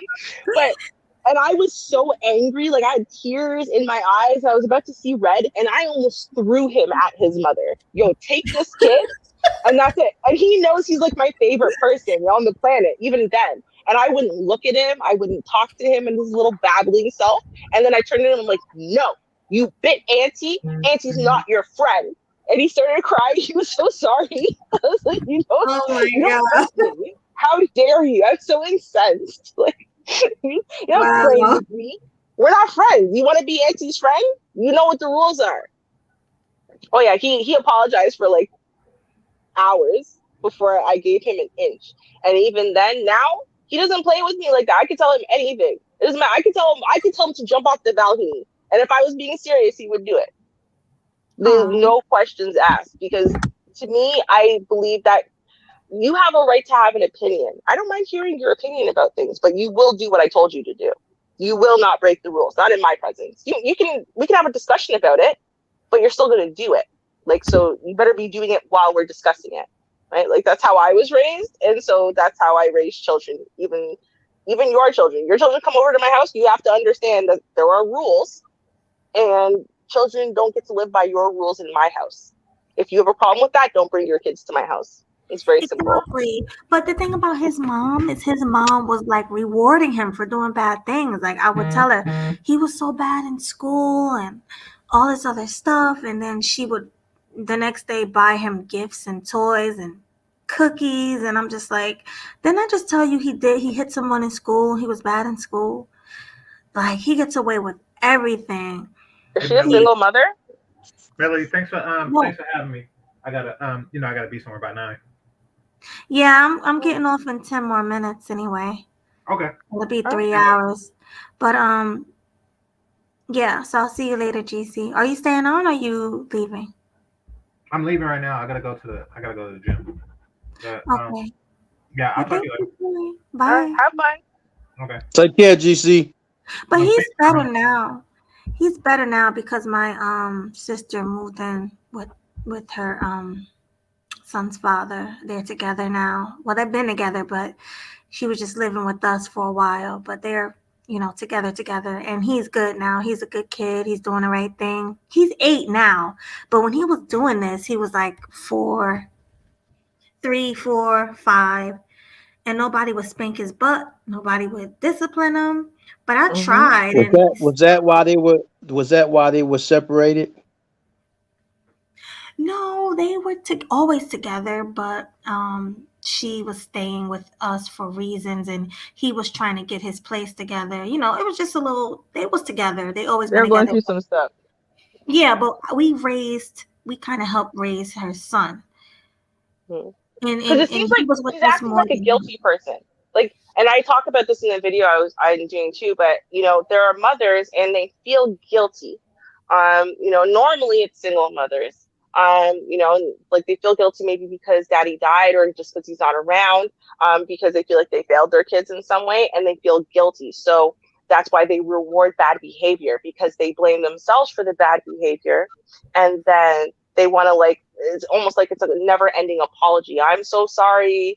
You wouldn't be feeling like this if I didn't mess up so badly. And then here's a phone, here's a this, here's a that, trying to because you feel so bad. Like that's kind of like what she seems like. That's why I asked if she was a single mom, because she's reacting the way these guilty single moms do, like when they feel really bad about it, No, well, I think because she waited so long to have a baby, because like I said, she had him like 35, 36. That was her first child. So she spoiled him to death. She loves him to death, But now, because the father, that's his second child. And he don't get away with anything anymore. His father don't play that at all. Yeah, but now that he's living at home with both parents, he's such a good kid. 360 turnaround. So yeah, because the father put his foot down. He wasn't putting up with that. Exactly. That's where the man needs to be in the family. That's a good example right there. A man needs to be there. Right. Because it makes a difference.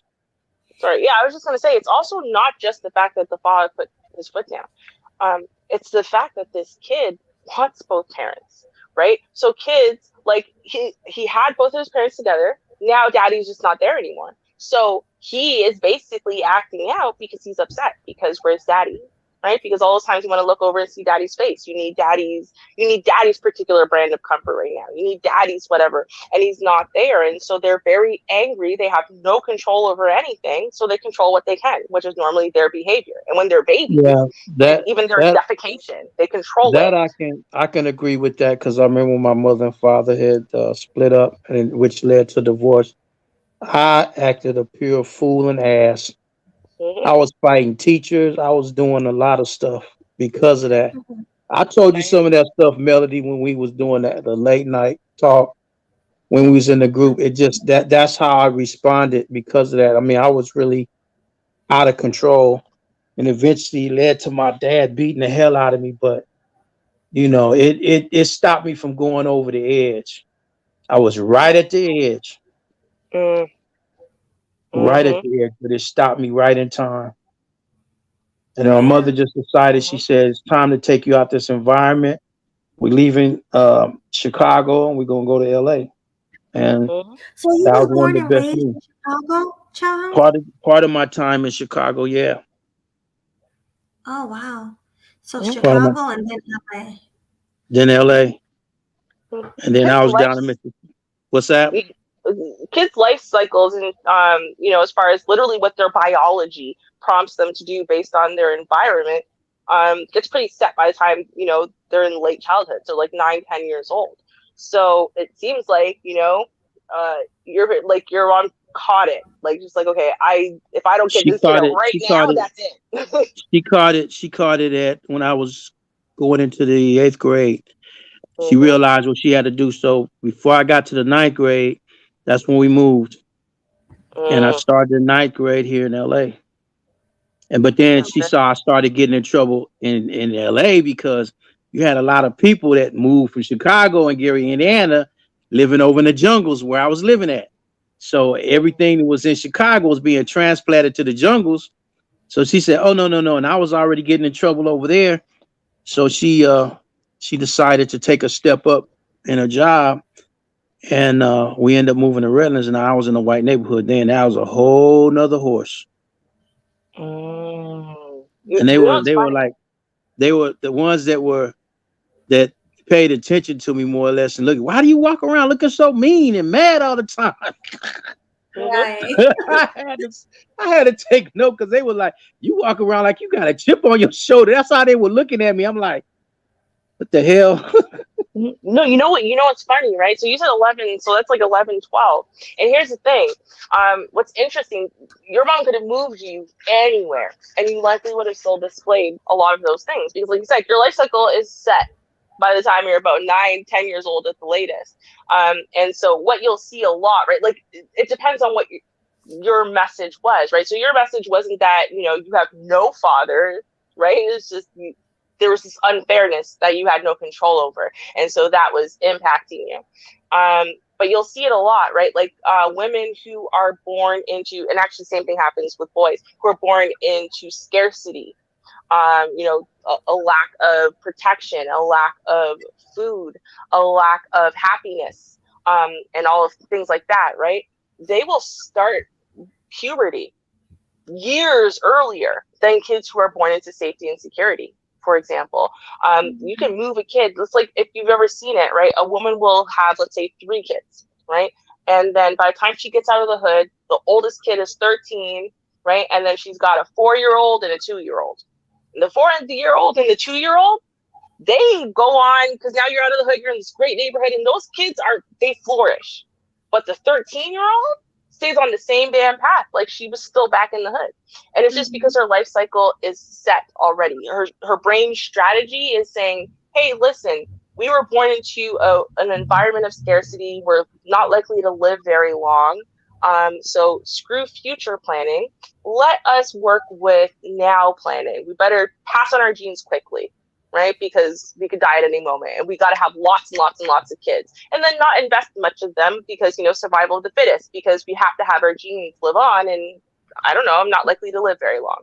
And that's literally programming, biological programming that happens. So you don't realize how critical it is to get our kids out of bad environments and bad situations as early as possible, because the longer you leave them there, the more they become set and they start engaging, right? So like moving you out of a worse neighborhood into a better neighborhood, you're not just like, oh, well, now your life cycle is perfect over here and you're going to smile like all these people. But at least you weren't around the same type of things to engage in, because, the good chance you probably would have fallen into much, much worse things had they been around you at the time. But, It was you did weird. what you could. It was weird because I never lived in a neighborhood where people left their doors unlocked. You could literally person go to work and their doors unlocked. You could walk in their house. That's the Mm-hmm. neighborhood I moved into.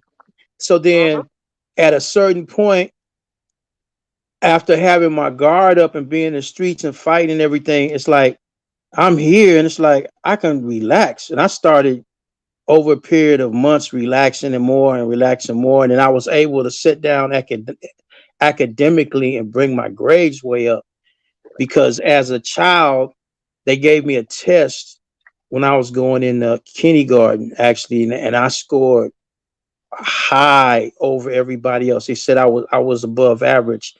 So they put it to the test. In my kindergarten graduation, I recited a 5-page speech. I don't even remember speaking the whole thing, but they told me, said you're this, and they had me in this etiquette school. They had me on these schools, but when my mother and father divorced, that means she couldn't pay all that money. So basically, they put me in Holy Angels for 1 year, and she couldn't keep up with that because my father really wasn't helping out like that. So I ended up in the public school system, and I had to deal with all what was going on with that. So that's a whole nother horse. Whole nother horse. But then when I got in that more comfortable, I got locked into school. I dropped the sports because like my last year, I was pushing for a scholarship. But my mom was like, you gotta go with your dad and spend 2 weeks. And I gotta have it. I said, no, I'm getting ready. I'm working and I gotta get ready for football. No, you gonna go. I said, I want to stay here and get ready for football. We was going at it. I was pissed. So then she shipped me back to Chicago. And if you want to stay back there with him, you can go ahead. And I was so angry. I went off on a whole nother tangent. I just let my fro grow out. I'm like saying, fuck it. I wasn't even working out. And then it was like Morgan High School because this was over by Morgan Park. And one of the coaches was like, I'd like to have you play here. I said, I'm not staying here in Chicago. I'm going back to LA, Redlands. I'm going back. I ain't staying out here. He was wanting me to play for him, but I said, nope, because I was a receiver. So I just said, hey, and I didn't even work out or nothing. I came back. I had my fro all blow out. So when I went in to look, I knew what was going to happen. I was prepared to just walk away from the football thing and everything and lose out on the scholarship. I went in there and the coach was like, well, if you're coming to play for me, you got to, because I would have started. There was no question. I was going to start. If you're going to play me, you got to cut all that hair off your head. I said, well, I guess I ain't playing for you then. I turned around and walked out. And my mother always taught me, if you're going to stand on a principle of something, you better ride it through. If you believe in something, you better ride it through and don't regret. Because if you stand on it, do not have no regrets. You did what you did. You live with your decision. So I was like, cool with me. And I never regret it. How do you feel about that now? You're good with that? I don't regret it because of the position I'm in now. Okay. I don't regret it. Okay, so listen, guys. I'm sorry to interrupt, but I'm about to shut down. I just want final thoughts real quick on a topic. Chowhound, since you came late, what are your thoughts on the topic, period? What's the topic? I forgot. Right? I don't remember. I even forgot. It was something about sex. That's all I remember. The headline. I've been going back and forth with tenants all day, especially I had this one Section 8 tenant was on me. So I looked at it when I got the notification, but I couldn't deal with it because I was at work. And then getting in late, I've been fired up because of this tenant pissed me off, really, because of what she did. She caused to lose a Section 8 inspection after I went in there, fixed everything, put new flooring in. And I told her, I said, is anything else left? Oh, no, it's okay. And they come back. Well, I forgot. I said, no, you don't do that when I told you, I asked you. So now I got to go back and do all that work over again. So I missed what the subject was. I was listening to see what y'all was talking about. I just jumped right in. But I know it's something about sex. Is good sex enough to keep a man? No. And why is that? Because just because you can have good sex doesn't mean you get along together. Some of toxic relationships can have hell of a good sex, but you don't get along, and that's the main thing right there. I've been in that situation before. Oh, you have? So that the sex was great, but you guys just argued a lot? Well, we didn't get along because of different reasons, and then some of it was because I was being an ass, fucking around and everything else. So she didn't like that, and she got mad, and That was one particular situation, but we just kept off and on screwing for a number of years, off and on. We broke up, but then she went with somebody else, got mad at him, and come back to me. But that was just for a screw. That was it, and she go back to him. Oh, So damn. that's how works. It works like that for a long time. I said, I guess this is what we better off at. Just have sexual her friends with benefit things. Shoot. Right. But she got pissed and she said, I can't be with you. So I'm like, cool with me. But I was upset. But the makeup sex was some of the best sex we ever had. So it just carried over. Right. So you guys probably just enjoyed the makeup sex, the angry sex, the sorry sex. Yeah, and it just turned into sex over the period of years. She had to come get her nuts off and I had to get mine. Right. Well, this was an interesting conversation. Do anybody else have any final thoughts before I shut down? Ruby, do you have any final thoughts? Well, yeah, I didn't actually answer that question because I kind of came up to answer the question about what I said in the chat. So I didn't, but it's funny when I first saw the question, I read it to Mr. Ruby, right? And he was like right away, he's like, nope. I was like, well, why not? And he was like, listen, every woman's got a vajayjay. He didn't say vajayjay. I'm just cleaning it up for the panel. Right. You know, and every dude's got an eggplant. So some people are more literate in sexual relations than others. It doesn't make you a good life partner. And then, you know, I did some teasing about, you know, me being the best sex he's ever had. So what about that? And he's like, well, you know, he made a great point, which is, you know, our sex is amazing and explosive and whatever. That doesn't happen in a vacuum. That happens and is consistent right across the board for years now. Mm-hmm. Why? It's not because our bodies and our chemistries just happen to match, right? It's because of our communication. So in that case, you know, it's like, well, if the sex is good and it's an indication of your underlying strength of your relationship, then sure. But a lot of people just will have angry sex or this kind of sex or that kind of sex. And it has nothing to do with, you know, the person in front of you. It could be anybody's ass. It could be anybody's whatever, right? So I think that, no, obviously, just good sex can't keep a relationship going. But I do think that it's an indicator of a healthy, functional relationship that has good communication. So, yeah. Well, thanks for that, Ruby. What about you, Smooth? What are your final thoughts on the topic? Final thoughts. First of all, thanks for having me up. Can y'all hear me? Yes. Okay. Yeah, thanks for having me up. Based on the topic, good sex is definitely, it's never enough because it's only so many nuts you can bust until you want to get the hell on, you know what I'm saying? That's really what it is. So you think it gets old? You think it's just as it does get old. Okay. It gets old after a while with the same person. You know what I'm saying? Right. So, you know, you can spice it up, but how long you gonna be doing that for? You know what I'm saying? So yeah, definitely. That's what it is. But yeah, I think as far as a long-term thing, that's why, you know, when it comes to a long-term thing, it's like sex cannot be the only thing. You know what I'm saying? That's why a lot of relationships or even marriages that really happen because the sex was good, you know what I'm saying, they never last long. You know, so yeah, it's a lot more to that. And I'm sure Ruby can tell you, you know what I'm saying? She's married. Feel me? Absolutely. But yeah, Melanie, thanks for having me up, and y'all have a good night. Thanks for coming. Good night. Take care, Smooth.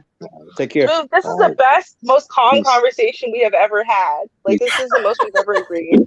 It's true. Like, I've never been on a panel with him, and we didn't at some point butt heads. This is great.